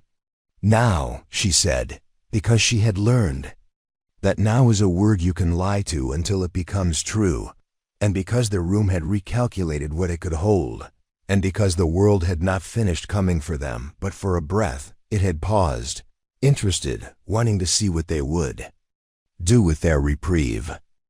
Marta grunted in approval. Good, she said. I hate watching men carry whole mornings by themselves. They get careless with them. She set her shoulder to the chest and helped Gideon push it a handspan to make the rope take on a better angle. The beam stopped singing and started humming instead, a more comfortable note for wood. Rowan fussed because the world had moved under him again, and he didn't know yet that the world is fidgety by design. Adarin set a hand on his back and hummed low. He settled. She took a breath that made the room bigger by a thumb's width. She took another and it became a hand. Cale leaned his hip against the table and peered out through the cracked window. They've gone as far as the road, he said. Silas is pointing. He'll send a boy for the council or come himself and call it humility. The woman with him, the one who thinks she has a say because she wears his worry like a badge she's gone. You made her uncertain. Good, Gideon said. Good, Adarin echoed. Good, Marta said, and took bread like a woman taking a trophy. Now, before the council comes with measuring sticks and hats, we decide 3 things. 1, she ticked a thick finger. Are you staying? Adarin opened her mouth to say I don't know, because uncertainty had been her only honest currency. For months, her mouth made a different sound instead. Yes, she said, here, now, until after the day after. Marta nodded like a captain, plotting a course the weather had finally decided to stop lying about. 2, Marta said. What's the boy's name? Rowan, Adarin said, and the name put nails in the walls. Good, Marta said. Trees move in wind and regard axes as a temporary inconvenience. 3, she said, and looked at Gideon, and then at Adarin, and then at the stove, and then at the rope, and then, finally, at Rowan. What story do we tell the council that will be least entertaining to them? Gideon's mouth twitched. The truth, he said. Exactly, Marta said. They hate that. She clapped her hands once, a sound that made the baby startle and then blink at her as if he had understood the semaphore. Eat, she ordered. Then plan. They ate. They planned. They moved around one another in the small room, as if they had been doing it longer than an hour. Adarin discovered she could stand and not fold. She discovered she could hold Rowan in her left arm and hammer with her right and do neither forever.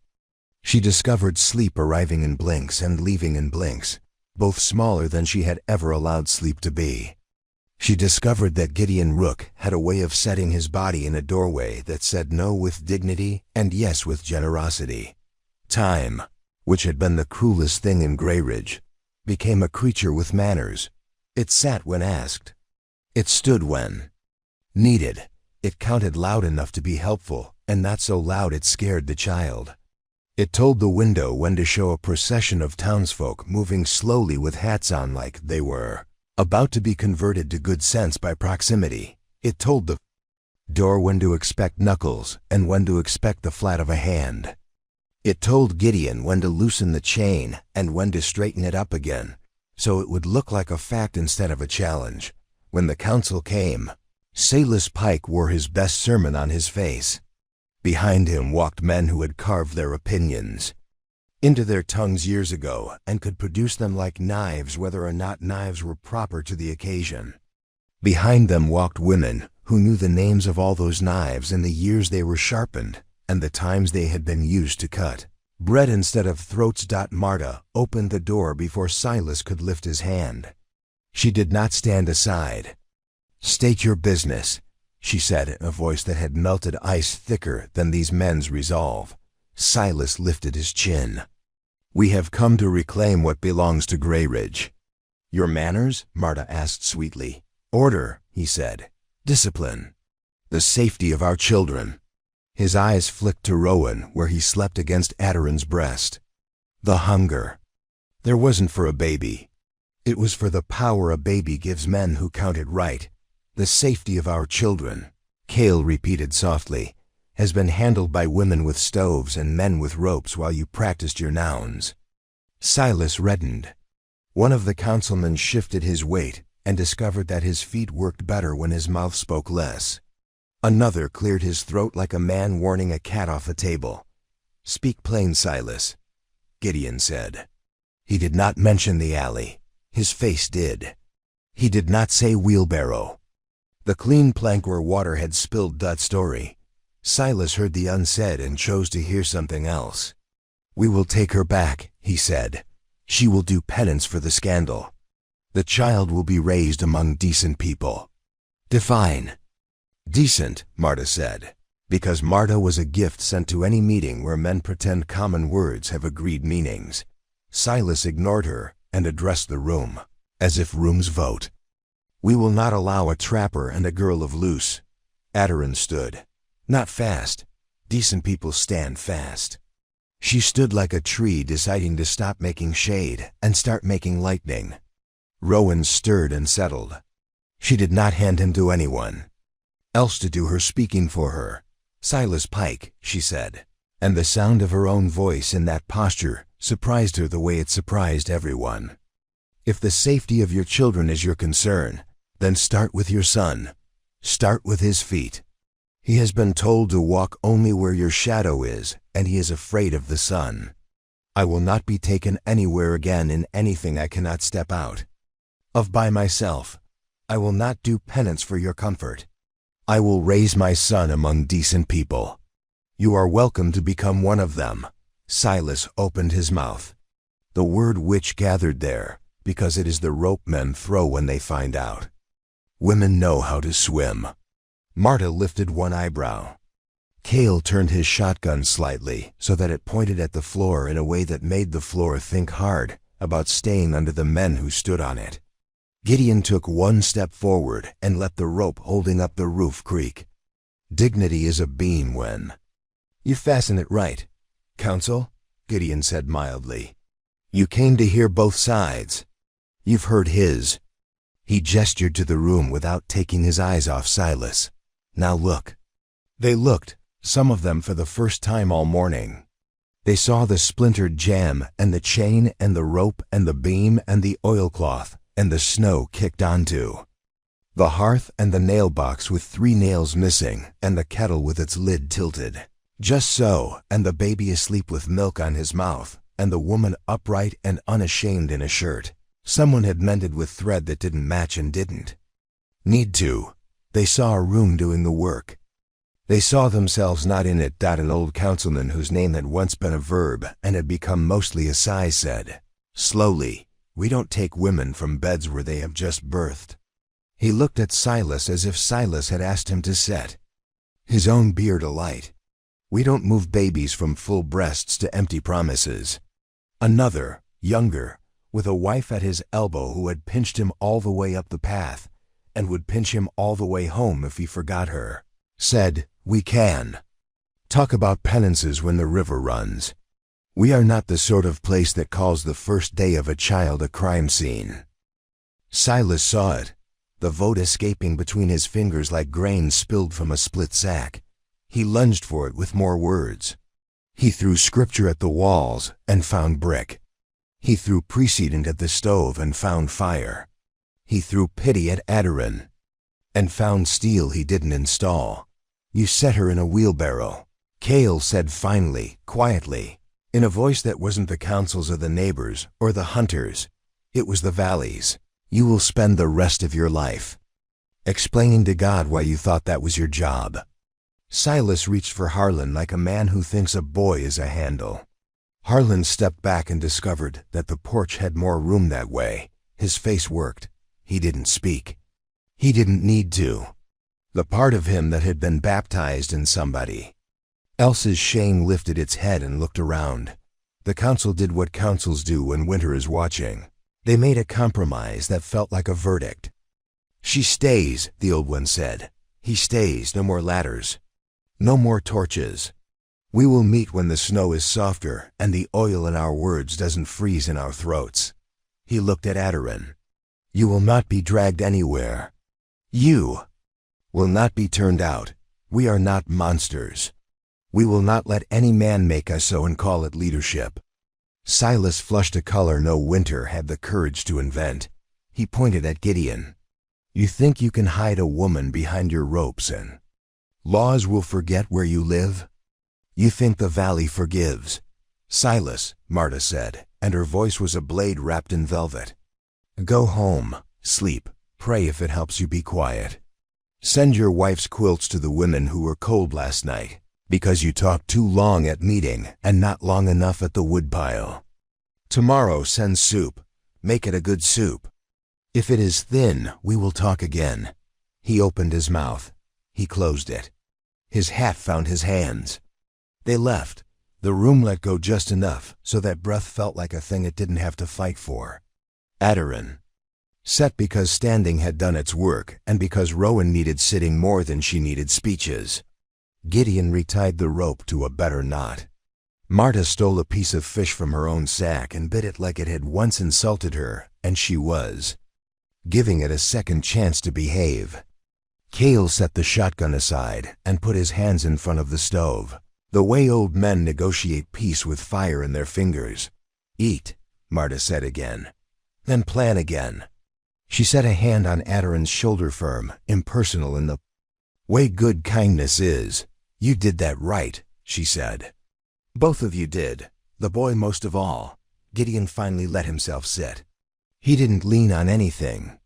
He set his elbows on his knees and his forehead on his hands, and breathed twice in the clean way men breathe when they have refused to make a thing about themselves and now finally can afford the payment that costs. He lifted his head and looked at Adoran and Rowan like the world had gone off a cliff and landed right for once. "Thank you," Adoran said. "For what?" He asked genuinely, because his maps left little room for monuments. "For not backing up when I said no," she said. "In the alley, at the door, in my body. He nodded as if she had taught him a knot he intended to use again. "I'll make soup," he said, and stood, and the room decided to be ordinary for the length of time it takes to peel potatoes and remember salt. Ordinary did not last. It never does when men like Silas Pike sleep badly. Evening came thin and purple. The neighbors left in twos and threes, with promises and traps and profanity for bait. The wind picked up slick off the ridge. The beam held. The rope hummed a calm low note. Rowan woke and objected to new light with old vigor. Adarin fed him. He stared at her face as if memorizing angles would be useful later. Gideon brought her soup that had more trout than broth and more heat than politeness. She ate and felt strength creep back. Like a dog inching onto a bed, it had not been allowed and was now discovering the rules had changed. They banked the stove. They divided the night into watches no one intended to keep perfectly. They showed one another where the lanterns lived and where the extra shirts were and how the latch worked when Frost had its opinion. They were teaching each other their houses. They had not decided what to call that yet.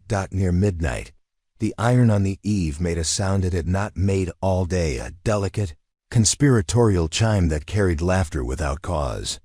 Gideon froze in the doorway where he had stood for an hour practicing the art of not sleeping while convincing a room how to. Adarin lifted her head off the pillow and felt the hair on her arms rise independent of weather. "What?" she asked, voice a thread. Gideon didn't answer. He moved like snow silent, then everywhere. He took the rifle and set it down, and took the knife and set it down, and took the rope and didn't set it down. He slid to the window and lifted the corner a fraction. The porch had a pinion again. The shape in it wasn't Silas. It wasn't Harlan. It wasn't any of the men whose boots they had learned by weight and waist. It was a shape that moved like fog and stopped like law. "Who?" Adarin whispered. Gideon didn't say the name out loud. His mouth made it anyway.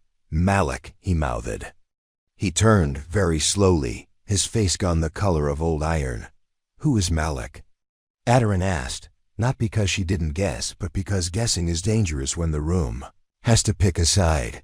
Gideon put his finger to his lips, a gesture he had not used all day because he had not needed to dominate anyone's voice to be heard, and then he pointed to the stove and the rope and the roof, and the bed and the baby and the door, and finally to his own eyes. "Watch." "Gideon," came a voice from the porch. Not Silas's, not the council's, not neighbor, not friend. It was quiet, full of a kind of patience you use on men you intend to keep or kill. "I heard you found a wheelbarrow and raised it into a standard. I brought mine. We can see whose is taller." Gideon didn't say he knew the voice. He didn't have to. The way his breath went shallow told the room and the rope and the beam. Rowan sighed in his sleep and relaxed into his mother's chest. Adarin's hand fanned over him, as if touch could put the world back in its sheath. "Gideon," the voice said again, tenderness like rust on the syllables. "Come say hello. It's been years. Come see what your leaving did." Gideon took a breath like knives and then another like water. He looked at Adarin. He looked at Rowan. He looked at the door. He looked at the rope. He looked at the knife. He looked at the old scar along his jaw that had caught the firelight and told on him all day. He nodded once, and the nod wasn't yes. It was, "This is the next thing, and I hate it, and it is mine." He moved to the door and loosened the chain. One link. The iron on the eave snickered. The wind held its breath. The door opened the width of a man's hand. A shape stepped in that brought the smell of iron and far pines and old debts. Melek filled the gap not like a bear and not like a priest. He filled it like a knife fills a drawer, perfectly, as if the drawer had been built to house it. "Hello, brother," Malak said. Gideon did not offer his hand. He did not deny the word. Adarin's breath went very quiet. In her arms, Rowan, warm as a warning, stirred once and then slept deeper, because that is what newborns do when the world sharpens. They Devour peace while their mothers hold the knives back. Malik smiled like old leather cracking. You made a mess, he said conversationally, as if commenting on a trout net. Men are praying. Women are listening. The council is visiting cabins it used to pretend didn't exist. Your shadow is longer than the mountains. He cocked his head. You invited me. Or maybe God did. Either way, here I am. He set something on the threshold with a soft hump. Even in the dim, Adarin knew the shape by the world it dragged into the room with it. A wheelbarrow, not hers, not Greyridge's, a third one. The wood was old and oiled. The iron had been filed and loved. It looked like an altar for a god she did not worship. Pick, Malik said gently. Which one do we hang your names on? Gideon's hand did not move toward a weapon. The last thing in the room that moved was Adarin's heart, twice fast. Twice slow. The wind went very still. And Rowan, without waking, without any reason but being alive in a room full of men and choices, made a small, questioning sound. The old rope on the beam groaned. Malik's eyes slid toward the sound and then back to Gideon's face. You didn't tell her about me, he said softly. That's all right. I'll tell her myself. The door eased wider with a note from the chain that sounded like fate tuning an instrument. And as Gideon opened his mouth for the first word of a story he had never wanted to tell, Malik moved his foot over the sill like a man crossing into his own house. The iron on the eave rang once bright, pure, and warning, and then went silent as a held breath. The iron on the eave rang once bright, pure, and warning, and then went silent as a held breath. Malik did not flinch at the bell. He smiled at it, the way a man smiles at an old dog that has finally remembered a trick he taught it. He stepped over the threshold and closed the door behind him with a courtesy that made the chain hum. Snow mist slid off his coat and became damp on Gideon's floor, the way strangers become facts when you let them in. Adarin kept Rowan pressed against the soft furnace of her chest. She watched through the small space between Gideon's shoulder and the rope. Breath existed. She used it like a tool, filing fear down to edges that could cut if she needed them to. Brother, Malik said again, tasting the word. He had Gideon's height and none of his restraint. His eyes were a shade that had no patience with indecision. He took in the beam propped by rope, the chest against the door, the cracked window, Marta's wire, Cale's shotgun, the kettle, the oilcloth, the neat corner of claws drying on a line. He took in Adarin and did a thing with his face that was not contempt and not pity. Inventory. Men who live by war learn to count people like ammunition. Malik, Gideon answered, and Adarin heard the word arrive from a well so deep it had learned to echo itself. He did not step forward. He did not step back. He did the stillest thing a man can do in a small room. Owned his square of floor without apology. Marta put a hand on the table and did not move it. Cale shifted his weight until the floorboards decided to mind their manners. The chain kept its low note. You left tracks a judge could follow from the ridge, Malik said conversationally, as if they were talking about elk. Counsel at your door. Deacon shouting scripture at farmers. A barrow tipped like a warning. Fire, and rumor that you cut a child into the world with bandaged fingers while men tried to cut your door off the house. Busy morning. Gideon's mouth did not move. You knew where to find me long before rumor learned my name. That's true, Malik said mildly, as if truth were a companionable thing and not a blade. He nudged the third wheelbarrow with the toe of his boot.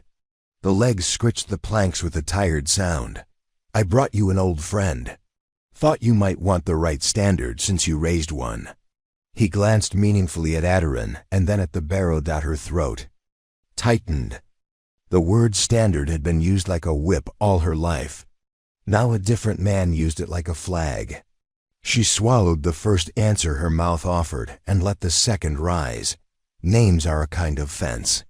She held Rowan closer and waited. Gideon's eyes did not leave Malik's. "The wheelbarrow I raised this morning carried a bad idea out of my door," he said. "If you need a sermon to rhyme with that, take it to the ridge." Malak laughed softly. "Not a sermon, a reckoning." He looked past Gideon to Adarin, and for the first time a crack, hair-thin, opened in his voice.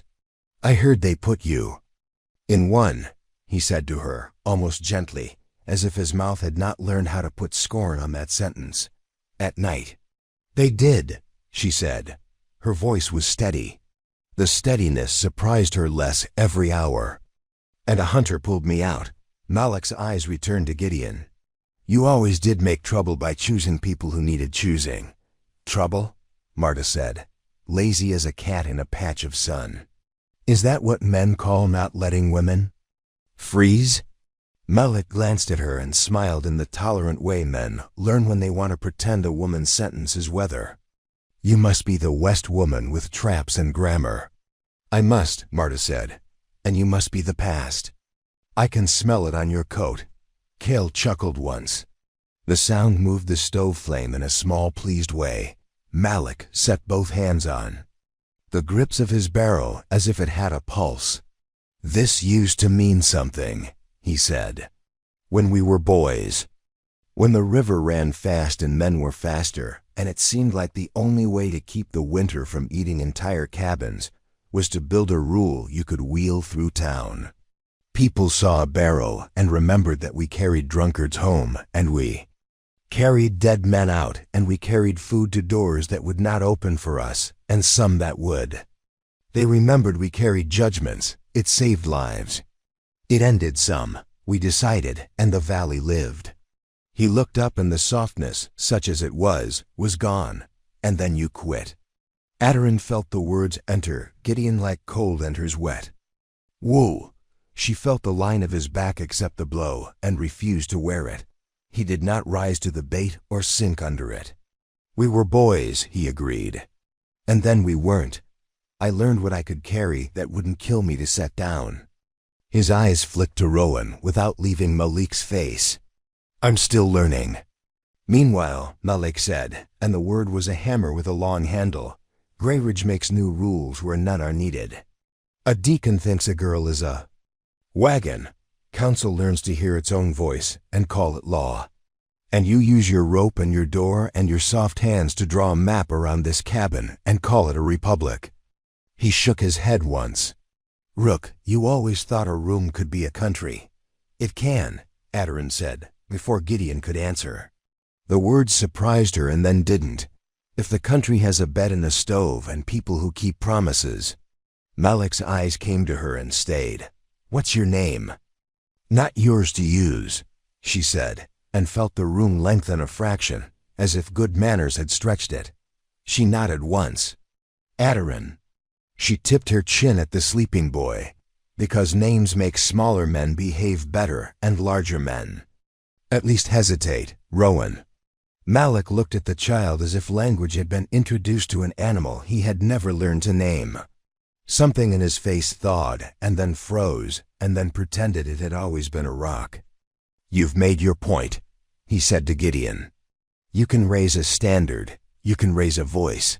Can you hold a valley?" "I can hold my door," Gideon said. "I can hold my word. I can hold my line." "The valley doesn't care about your line," Malak said gently, like a man sings while sharpening a knife. "Silas is not the only man who thinks God is a ladder he can make other people climb. If you won't help me cut away rot, I will. If you stand in the way, old dog, I'll put you down." Cale's shotgun lifted a thumb's width and then remembered. It had learned new manners. Marta's eyes narrowed to a joyless smile. Adarin's grip tightened and then loosened. "Because babies teach you that you cannot carry a morning with fists. Say what you came to say." Gideon said. Malak set his palms flat on the barrow's tray, as if the wood could be convinced to become a witness. "It's simple. Come back to the work and do it right this time. Put your rope on the right doors. If a council tells a woman her legs are the town's property, wheel the council into the street and let women decide what to do with it. If a deacon sets a girl in a barrow, set him in it and try not to hit a rock on the way to the river. Stop pretending a cabin is a country. Make the country honest." He smiled with half his mouth. "Or I will, and I won't be gentle." Gideon's voice stayed quiet. "You always liked the part with fire." "I like the part where the cold has to explain itself," Malik said. Adoran felt the old argument between men brush her like a coat she would never wear. Righteousness versus restraint. Rope versus law. She had lived long enough under both to know that women bled the same either way. She cleared her throat. The men didn't turn. She raised her voice. "You're talking about us like landscape." Both heads came. Malik raised an eyebrow. Gideon's mouth softened, but he didn't intervene.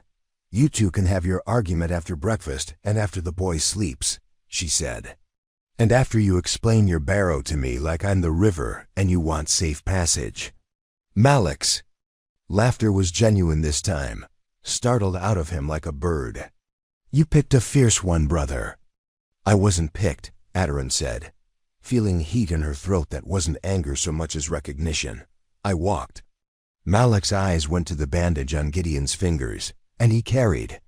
"Only the part I couldn't," she said. "The part I could, I did." Silence the size of the cabin settled and found itself welcome. Outside, the wind patted in the snow like a wolf that had found rabbit enough and could afford to listen. Cale cleared his throat softly. "The council will come again by noon," he said. "Silas doesn't let his anger cool. It hardens." "Let him," Malik said, without looking away from Gideon. "We'll talk while we wait." He lifted the barrow's handles and set the nose down with a carpenter delicacy that told Adoran he'd had it in his hands for more years than she'd been a scandal. "You left without telling me why, Rook. All I got were stories." "Tell me the one you've been refusing to say." "With your mouth." Adoran felt Gideon's quiet lean, infinitesimal, away from the center of his own body, like a tree in a gust. She felt the refusal rise and fail. She saw the blood go and come in his face and knew this was a door that had to open, and she had brought labor into a room once already this day. She could bear a smaller one now. "Sarah," Gideon said, the name a key he'd kept in a pocket. He never reached into. The syllables did what Adoran's had, made the room stretch to include a person no one else had seen. "We carried Mad Dog Matthews through town in your barrow after Deadwater," he said to Malik, "because you wanted everyone to see that a man who made law out of cruelty could be carried like anyone else. You wanted it to be a sermon. I wanted it to be done." He took a breath. "She asked me to stop. She asked me to come inside. She asked me to be a room instead of a rope." He briefly touched the scar on his jaw the way men take their hats off when they step into church. "I tried. And then she died," Malik said, without malice, like a blacksmith names a crack in iron. "And then she died," Gideon agreed. "And your barrow did not care about my grief. It kept moving. And I realized I had taught it how." Malik's jaw worked once. "Men died because you quit," he said. "Others lived, but men died," Gideon nodded. "Men die when you don't quit, too." Marta let out a breath she'd been leaning on. "Boys," she said, "you can argue arithmetic after soup. Right now the sum is this." She tipped her chin at the bundle in Adoran's arms. "He exists. He complicates everything. He clarifies more." Malik looked at Rowan again, longer. "Let me see him," he said, softer than any word he'd spoken since stepping in. Adryn did not move immediately. She let the question live on the table a breath longer than was comfortable. The old habits in her flinch, yield, apologize. For wanting air came up and found the room had been rearranged while they were asleep. "You may look," she said, "from where you are." He obeyed. He bent slightly at the waist, as if the baby were a map of a country he had not yet decided to invade. His mouth made a shape Adoran would not have believed it capable of tenderness. Without strategy, it lasted one heartbeat. Then he straightened and put his face back on. "Congratulations," he said, and Aderin, to her surprise, believed he meant it. "Thank you," she said, "because gratitude takes nothing from a woman who keeps her own door." The chain hummed. Snow shifted on the roof.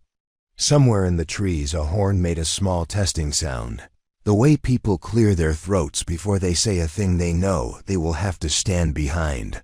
"Talk is done," Malik said briskly, the gentleness gone. Like a rabbit in brush. "We agree on the object and not on the method." The object: no woman in this valley sleeps in a barrow at a man's convenience again. The method: you won't wheel men who deserve wheeling, I will. We will meet in the middle over the men who confuse themselves with God. He put a hand on the barrow again.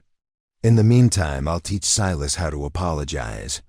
Gideon's mouth twitched, gently as the river teaches rocks, Malik said dryly. "Marta, Rootman, you'll want to stand on the porch and watch. It will be a handsome sermon." "Cale," Gideon said softly without looking, "stay." He felt the old man's hesitation and the relief in it. "Marta, I'm not leaving the room," Marta said. "If the barrow boy wants an audience, he can make do with trees." Malik shrugged and set a palm against the door. "As you like." He looked at Gideon, and the look was the last of many between men who had shared bread and blood and decisions. "I won't kill him," he said, "unless he makes me." Gideon let out a breath. "I won't let you," he said, "unless he makes me." "Then we are brothers," Malik said, and pulled the chain aside like a curtain. He did not get. The door opened more than a handspan before a shape blocked it from the other side. Harlan Pike, face wind-burned, eyes big as coins. He recoiled at the sudden nearness of Malik, and then stood his ground because something in him had learned how, an hour ago, and intended to try the trick twice. "Harlan," Malik said, almost interested, "your father went to get a bigger hat." The boy glanced past him at Gideon, at Aderin, at Rowan, at the rope, at the beam. "I know," he said. "I came back to tell you not to leave." Aderin felt the room pivot a fraction toward him. He swallowed. "There's a man with your face in the trees," he blurted to Gideon. "He says he makes law. He says he'll bring more men if you don't give him the girl." His eyes flicked to Aderin, and she watched the word girl die in his mouth, unchosen. "The woman, the baby." "Thank you," Gideon said simply. Harlan lifted his chin a notch. "I don't know which of you is the law," he said. "But I know which of you fed me when my father forgot to." "Then you know more than most councils," Marta said. "Come in or get out of the line of fire." He came in. He squeezed past Malik like a calf learning how to pass a gate without leaving its hide behind.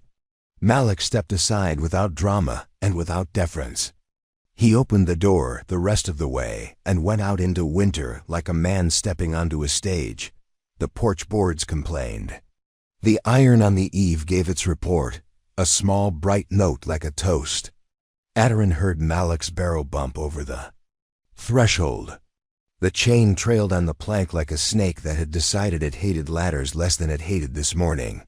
"Stay here," Gideon said to Aderin, and she heard the request in the order. "If I don't come back by the time Rowan wants his next meal, lock the door and let Marta be governor." Marta snorted. "I am governor whether you come back or not." He looked at Aderin. In his face she read the part that wanted to say, "I will come back," and the part that refused to make a promise a river could laugh at. She nodded once. He went out, the door closed, but not all the way. Malik had the habit of leaving rooms a sliver of themselves open behind him, the way men who expect to return always do. Aderin moved to the crack and set Rowan so that his ear stayed against her skin as much for her sake as for his. Harlan took the other side of the crack, shoulders tense, jaw tight. Cale settled into his posture of watchfulness that made the room a barn with doors on both ends. Marta rolled her shoulders and looked like a trap set correctly. Outside, voices layered. Malik's was a low river over stone. Silas's, when it came, was a bell too eager to be rung. Other men made the grunts and coughs and scuffs of people who come to a fight hoping someone else will tell them what it is about. "I'm told you are the council," Malik said, "and the law and the winter, and that you tried to move a woman like a sack of flour. You're told too much." Silas snapped. "Who are you to speak to me?" "Someone who knows what a barrow is for," Malik said. The clunk of wood on wood said he had tipped his wheelbarrow up on the porch where the town could see it. "And what it isn't." His voice sharpened until it could cut rope. "Get in." Adarin's breath caught. Harlan inhaled through his teeth, a small, astonished sound. "You insolent," Silas began. "You set your hand on a woman's arm and told yourself it was God's." Malik said, conversational again. "Get in the barrow and let your neighbors reckon your weight." "I am the deacon," Silas said. "You will respect." "Respect," Malik repeated. The word sounded queer in his mouth, as if it were a spice he had forgotten the taste of. "If respect means what you think it means, I will lack it." "Get in," Boots shuffled. Someone coughed the way men cough when they want to say "I am not here." The wind tried a new angle at the corner of the eave and decided against it. "Got a council?" Malik asked. "Then let us counsel. You have 3 choices." He thumped the barrow. 1. You get in, and we talk about what it means when a deacon uses a tool meant for wood and stone on a woman. 2. You don't get in, and you leave, and we will talk about you when you're gone. 3. You try to take this cabin by force, and you will learn what force tastes like when it comes from people who are not hungry for your blessing. Silas's voice went thinner, edging toward prayers that were really threats. "I act in God's name." "God's tired," a woman said, Marta, from inside the crack, nodding approval toward the sound of her own friend out among the trees. "He sent me." The voices outside made space around that line. Humor got its elbow in the door. Once it does, fear has to scoot over or leave. Harlan's hand crept an inch toward the crack, then withdrew because he remembered whose door this was. "He won't get in," the boy whispered. "He'll bring more men." "Then he'll bring more witnesses," Adarin murmured. "Doors like that one open better when watched." Silas did not get in. Adarin knew because she had learned in one day to hear exactly who put weight on wood and how. He took a step. Men moved with him because men love a parade when it lets them walk behind certainty. Malik's voice cut the air like a wire. "You bring a wheelbarrow again," he said, "and I will make sure you leave in it." Footsteps stopped. The pause had shame in it and calculation, and the first thin string of fear stretched over pride. Then the snow spoke under many boots, the sound people make when they try to leave like kings and cannot help but leave like men. The porch rattled. The iron on the eave clicked once, as if keeping score. "Come back inside," Marta said, not to Malik. To Gideon quietly, he did. He shut the door to the width of a watchman's finger. He didn't lock it. The chain settled. Malik stayed on the porch like punctuation. Gideon looked different in the soft dark of the room. Not older, not weaker. Just full like the stove when it has been fed with wood that won't stop giving heat even when it looks quiet. "How bad?" Adarin asked. "Tomorrow will require better soup," he said. "And men who know how to hold their hats when a woman is speaking." He looked at Malak's shadow under the crack. "And a place for brothers to sit without breaking the chair." "Chair's the least of it," Marta said. "We'll need to build a story that fits in other people's mouths without them spitting it out." Cale nodded. "Something a council can say and not choke on." He sighed. "They'll try to make a penance out of letting us keep you here. Men like penances. They feel like leadership when they're just lists." Adarin shifted Rowan and felt milk let down, that brisk small river that tells a woman her body learned how to listen while she was telling the world to stop shouting. She let the boy latch and then raised her eyes. "Then write a different list. Name 3 rules," Malik said from the porch, as if the door were a veil and not a wall. "Rules change valleys," Tell me yours." Aderin didn't ask who had given her the right. She had taken so many things back today that one more did not feel like theft. "First," she said, and her voice did not seek permission, "a woman who is carrying a child chooses the ground she stands on. Not her father, not her husband, not her deacon. She chooses. If she asks for hands, they come. If she asks for quiet, there is quiet." Marta's mouth twitched. "Amen," she said, with the dryness of a desert that has already decided where it wants the river to go. Second, Aderin said, "we do not take a person in a wheelbarrow unless their body has already left or they ask for a ride. Pushers answer to their neighbors before they answer to their God." Cale's eyes warmed. "Third," he prompted. "Third," Aderin said, and looked at Gideon, and then through him as if the rope and beam and stove were all transparent, and she could see the ridge and the river and the long line of winters ahead. "Law is a room before it is a road. If you can't keep it in a cabin without breaking anything that can't be mended by morning, don't bring it to town." Silence took the room in both hands and held it up to the light. Malik whistled once low. "Strong rules," he said. "Do you know what it costs to keep them?" "Yes," she said, and surprised herself by not having to reach for the answer. "Everything I'm willing to give and nothing I'm not." She kissed Rowan's crown. "And never the boy." The door creaked. Malik pushed it just enough that he could look at her without leaning. "You've made a country," he said, not mocking. "I've made a road. The road will come to your door. When it does, I'll be at the front of it." "Then knock," she said, "like a man." He grinned, quick and involuntary. "Like a man," he agreed. He tipped 2 fingers to his brow, not a salute, something older, and went down the steps. Snow accepted him like it accepts anyone who does not try to make it something it isn't. His barrow's wheel squeaked once, and then remembered it. Had work to do. Gideon shut the door without looking away from Aderin. The chain set like a well-tied stitch. He crossed the room and stood within the reach of her arm, because that is where men stand when they have learned all they can from rooms and now must learn from people. His voice was a little rough. He let it be.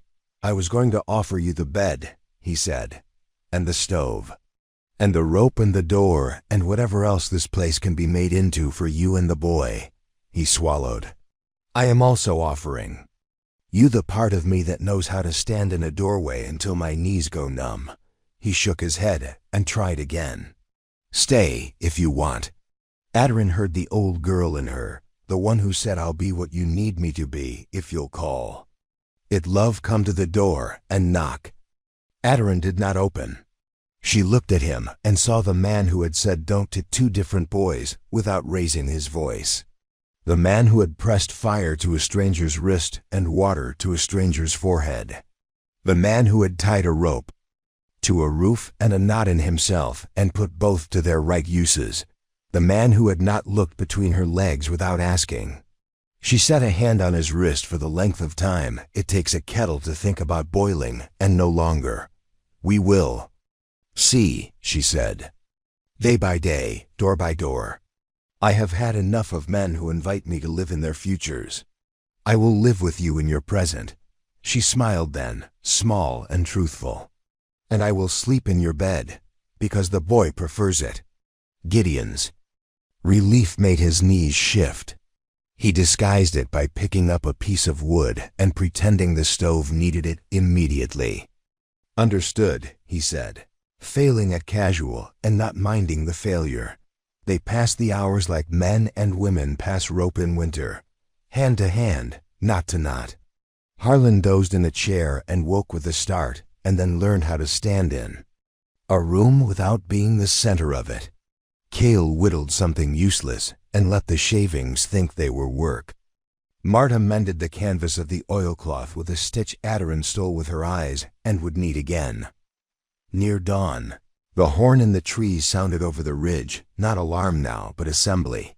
Gideon looked at Aderin. "We don't have to go," he sighed. "We do," she answered. I will not let them practice deciding without me.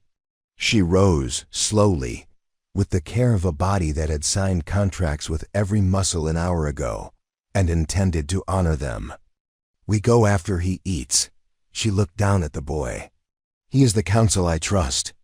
They walked to town when the road was a blue ribbon, and the pines were busy making themselves look like cathedrals. Gideon pulled a small sled with blankets. In it because Adarin asked, and because men who push barrows should learn how to pull softer things. Marta flanked them like she had invented flanking.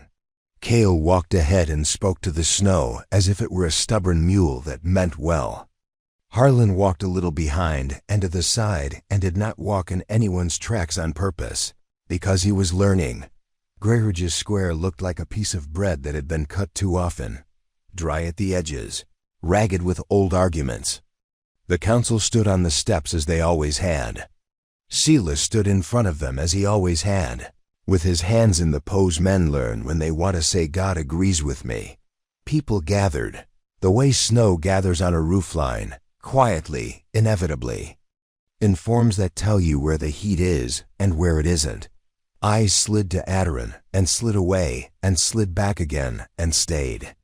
Some women came forward and touched her elbow, her sleeve, the edge of Rowan's blanket, as if to prove with their hands that she had weight and wasn't a sentence their husbands could cancel. She let them. She did not perform gratitude to make the town like itself more. She stood. She existed. It was enough. Silas began to speak. He had a knack for sentences that sound like answers to questions no one had asked. Men nodded because nodding is cheaper than standing up to leave. Adarin waited for a place to breathe, found none, and made one.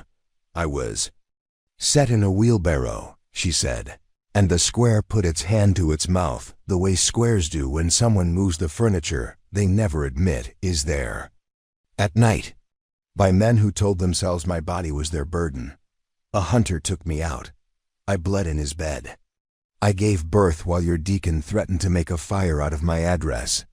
Her voice did not rise. It did not need to. You live. Here. You saw it or you heard it or you chose not to. I am not here to tell you what it made you.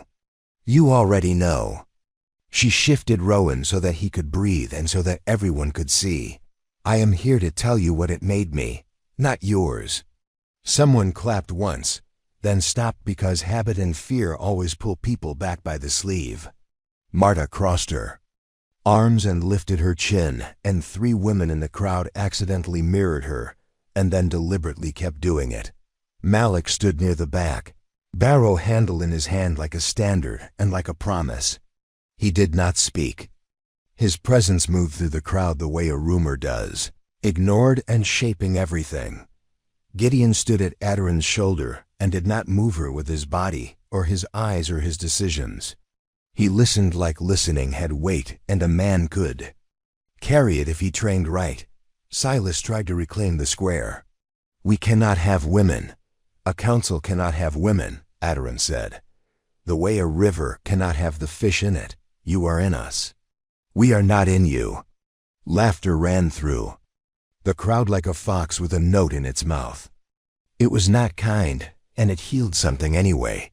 Cale lifted a hand, the way men do when they want permission to be old and say something without being interrupted. The crowd gave it. We are not here to punish, he said.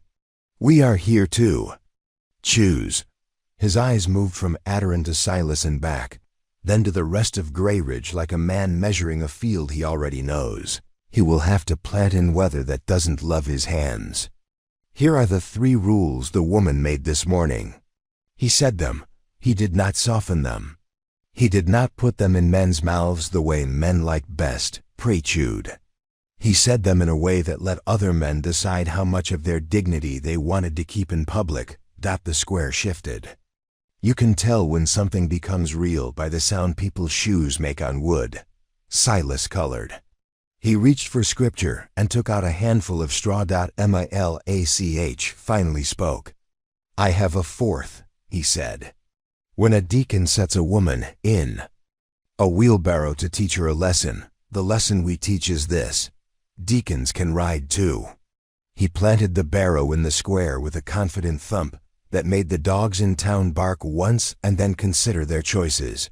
Men drew breath. Women watched. Harlan looked at his father and did not look away. "You will not," Silas said, but the word had less God in it than it had yesterday. "We might," Malik said. "Or we might let you try again to be better without the ride. But either way, you don't touch her, or any woman, or any boy, not like that. Not ever again." Silas opened his mouth. The part of the crowd that preferred its deacons loud prepared to enjoy itself. Then a woman stepped up onto the first step, set her shawl more firmly on her shoulders, and said, "He set me in a wheelbarrow after my third baby and wheeled me to church so everyone could see I'd lost blood and call it a blessing." She did not cry when she said it, and the lack of tears was not merciful. He said it would keep other girls from sin. All it kept was my husband from looking me in the face for a month. She put her hand on the barrow handle beside Malik's. "If we are counting, count me." Another woman stepped up. Then another, older, with hands that had scrubbed floors so hard the boards remembered. Then a man with a little girl on his shoulders who did not know what the meeting was for and giggled anyway. Counting, after a point, becomes less useful than noticing. The square noticed. Silas tried to shove his way back into the center of the morning. "This is an ambush," he said. "It's a reckoning," Gideon answered, the only time he spoke. "There's a difference. Ambushes are for people who don't look. Reckonings are for people who won't." The council, which had learned to stare at its own hands when it wanted to appear judicious, stared at its own hands. The oldest of them, whose beard had been white for so long it had forgotten there were other colors, said, "The woman stays. The boy stays. The deacon apologizes. He resigns for a season." He swallowed. "We learn to count again." Silas made a sound Adaron had heard cows make when the rope around their necks finally taught them which direction the barn door is. He did not get in the barrow. He did step down. He did not speak. He did not look at Harlan. The square inhaled. It exhaled. It had not done either properly for years. The breath that left was not forgiveness. It was room. By the time the meeting ended, the sun had climbed enough that snow gave back light, and men pretended they had always meant to stand where they stood. Women gathered around Adaron with practicalities, broth, cloth, gossip disguised as offers to sweep. She took what she needed and refused what she didn't. She told 3 girls where to put kettles in their houses, so they could reach them without stepping past men. She learned which houses had stairs that broke and which had husbands who did, and which had both. Malik sank onto the barrow's handles and watched the town like a man who has spent his life walking roads that finally ran into a place he might be willing to stop. He caught Adaron's eye once. He lifted his hand a finger width in a gesture she understood and appreciated. Respect without claim. They went home. The road back to the cabin felt different. It should have. It was. The rest of the day was made of small jobs with big consequences. Banking the stove right. Mending the crack in the jam. Setting the chest at a slant that made the rope take a friendlier bite on the beam. Teaching Harlan how to make soup that didn't taste like sales. Teaching Cale a lullaby he pretended not to remember until Rowan slept, and then pretended he had known his whole life. Marta set a snare behind the cabin because she said it would catch rabbits in silence in equal measure, and both were needed. Toward evening, Malik came up the path with an armload of nails and a sack of flour and a face that didn't quite know what expression to settle on. He knocked. He waited. Gideon opened. "I'm not a good neighbor," Malik said, without preface, "but I am trying something new." He held out the sack. "Payment for the sermon." "Keep your money," Marta said from the table. "Leave. Your promises, we'll spend those first." He grinned despite himself. "Promises then," he said. He set the sack by the door where flour sacks live, even when nobody says the words out loud. And a question. He looked at Adarin. I can carry that barrow through town every day until men forget how to be cruel with it. I can teach councils to look at their hands. I can break a deacon's habit the way I break a horse. But I can't build rooms. I can only clear roads. Will you build rooms? I already am, she said, without vanity. Good, Malik said. He tipped those 2 fingers again, then looked at Gideon. I won't say I was wrong to ask you back, he said. But I was wrong to think you left. He nodded at the rope, the beam, the bed, the boy. You just found a different way. To stay. Gideon's mouth moved around a smile and then decided to rest instead. I will come when roads need rooms at the end of them, he said. And you will come when rooms need roads. Brothers, Malik said. Not to be believed because brothers are a story men tell when they want to make sense of blood. But it felt true enough for dusk. He left.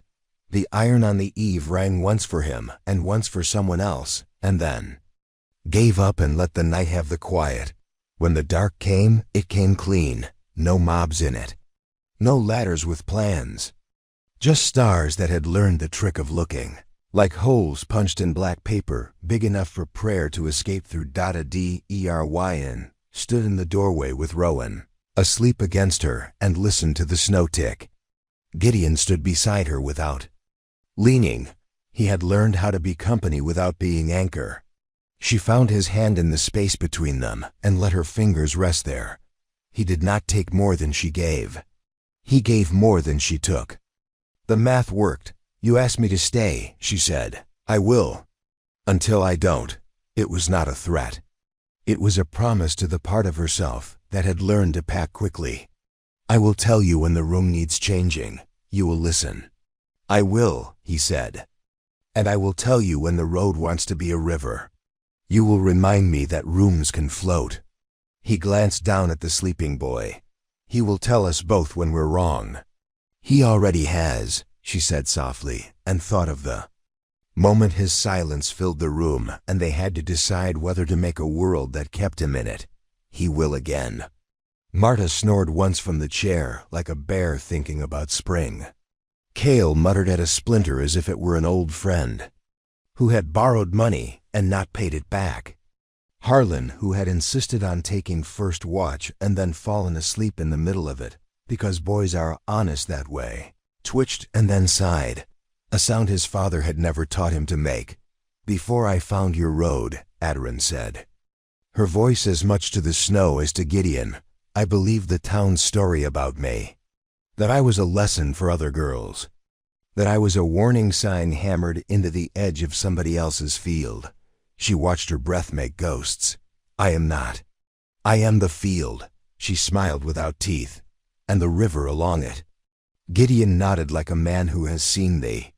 River flood and carry off fences and still loves it more in spring than in winter. And the room, he said. Don't forget the room. She laughed. Rowan snuffled and then went deeper into sleep, the way boys do when women laugh near them and men don't flinch at the sound. They slept in turns and then, because turns are for mornings when fear won't sit down, they slept together, Marta. In the chair pretending she didn't. Cale on the floor pretending his bones remembered being younger. Harlan by the door pretending doors are friends. Adarin and Rowan in the bed. Gideon on the edge of the bed because he had not been invited. Farther and did not need to be. Morning arrived with a bird whose name Adarin would learn by summer. It tapped the eave like a neighbor with good news. The kettle wanted fire. The room gave it. The rope no longer hummed with fear. It purred with readiness. The world outside had not changed enough. The world inside had. Silas came up the path. At noon with his hat in his hands and his shame arranged carefully on his face. He had a pot of soup and a woman with him who did not love him and did not hate him and had a name Adarin made herself. Learn because pity is cheaper when you don't bother to buy the person it dresses. He stood on the porch and did not step over the threshold. He spoke a sentence he had not rehearsed enough to make it sound false. I am sorry. Adarin did not say I forgive you. She said, we will take the soup. She stepped forward, took it, and met his eyes for exactly long enough to let him see what she would not forget and exactly short enough to let him keep the piece of dignity he had earned by walking up the path. Say it to the women you hurt, she added.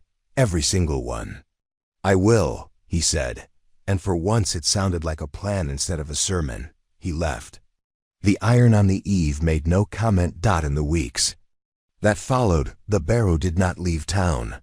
It stood in the square like a stubborn truth. Men walked around it, at first with jokes, then with less. Women leaned on it when they were tired. Children climbed in and out of it and played court and counsel and turned both into a game they could win. Malik pushed it sometimes when the road needed clearing. More often he let it stand and used his hands for building instead of wheeling. Gideon came when roads asked for rooms. He went when rooms were crowded and a woman's voice was enough. He returned when a door needed a body. A DERY and made a school out of the bed on days when the river was loud and people needed to learn how to speak without raising their voices. She made a meeting place out of the table on nights when the trap line gave back more than it took, and then remembered generosity tastes better when you eat it together. She made work out of gossip, and a map out of soup, and a law out of the simple fact that a mother knows how to count breaths and a town does not. Not without training. Harlan learned to stand on the porch with his hands at his sides and his eyes open and his mouth shut until it needed not to. He learned to say no to his father as if the word were a rope he could use to pull both of them toward shore. Sometimes it worked. Sometimes he got wet. He learned to dry. When the thaw came, the river rose and cleaned its banks. It took with it 3 fences and a story nobody wanted anymore, and the last of the ashes from the day men had thought they could make a fire out of Adarin's address. She watched it go, Rowan on her hip, Gideon at her side, Marta and Cale, and Harlan near enough that the wind could not pretend it did not have to go around them. Do you think they'll forget? Gideon asked quietly how it was. I hope so, she said, and he looked at her because he had not expected that answer. Forgetting is not always cowardice. Sometimes it is mercy. I want the girls to remember a barrow as a toy. I want the boys to forget it ever had another job. She shifted Rowan to the other hip, the way women shift the world when the weight sets wrong. You will remember for them. Malik will. I will. That's enough, he nodded. You made rules. I made a room, she said. Rules grow there if you feed them and keep the door open enough to let air in and closed enough to keep weather out. She looked at him and smiled and finally set her hand on the side of his face where the scar lived. He didn't flinch. You can raise your standard when you need to. I will remind you what it is for. And if I forget, he said, you will put me in a wheelbarrow and push me until I remember. I will tip it over and make a cradle, she said. Then you will lie down and sleep and wake upright. She laughed when he groaned and kissed the palm that had touched his face. Or I will make you peel potatoes until the stove forgives. Hugh. He smiled then, easily the way men smile when they have survived being wrong, and love being right less than they love the person who taught them. He kissed Rowan's hair, with reverence that belonged to neither church nor council and had learned how to live without both. We're going to be all right, he said. We are all ready, she answered. That night, when the stars came early because the clouds had run out of speeches, Malik stopped by with a piece of paper folded in 4. He handed it to Adarin. She unfolded it. It was a map, ugly and useful, with cabins and creeks and notes in a hand that had learned to write after it learned to fight. At the bottom, in a script that tried to be careful and only succeeded at being honest, it said, rooms. Not roads. Roads, not ropes, women first. Boys next. Men last. Barrows for wood and wheat. Something to put in the council's hands if they forget the sound of their feet, Malik said. Something to nail to the square when nobody's there. He looked at Rowan and then away. Too quickly. He looks like you, he said to Aderin, and made the sentence a benediction, even as he turned it into a joke. Stubborn. He sleeps like Gideon, she returned. Anywhere the work is, Malik laughed. He didn't try to come in. He tipped those 2 fingers, and the gesture had changed, less swagger, more gratitude. He walked away. The iron. On the eve rang once, and the sound had a story in it. The valley would remember without anybody forcing it. A D.E.R. Wine closed the door. She locked it because she could, and because locking a door is not fear when you have the key and the choice. She lay down. She let herself fall as far as a woman can fall in a bed she has chosen. She dreamed of rivers teaching rocks their names by saying them 1,000,000 times, and then some. She dreamed of a wheelbarrow turned on its side, with herbs drying on it in the sun. She dreamed of a boy who would learn early how to stand in a doorway and say no like a blessing. Morning came again, as it does when men fail and women do not. Rowan woke with a fist that wanted the day. Aderin gave it. She gave him the valley and the room and the river and the road and the rope and the rules, not as weights but as tools. She gave him his name. He gave it back with interest. Gideon brought bread. Marta cursed cheerfully at a rabbit that had outsmarted her. Cale whistled a tune that made bees consider spring. Harlan knocked and waited, and when she said come in, he entered as if the words were a bridge he had built himself. They ate. They planned. They laughed. They told the truth. They went outside. They came back in. They slept. They woke. They kept the heat. They kept the rules. They kept each other. And on the day the first green showed in the ditch, small as a rumor and twice as brave, Aderin stood in the doorway with Rowan on her hip and looked at the road and the river and the sky and the square of light her door made on her floor. She spoke aloud to the past and to anything else that liked to listen when it wasn't invited. I was left in a wheelbarrow at night, she said. I am not in it now. She kissed the boy's hair. Neither is he. She smiled, deep. Layered, the kind that knows scars fade slower than legends and chooses to live anyway. Not ever again, the valley heard. It did what valleys do when women make promises. It held them. 2 more great stories are next. Don't miss them. Subscribe and turn on notifications.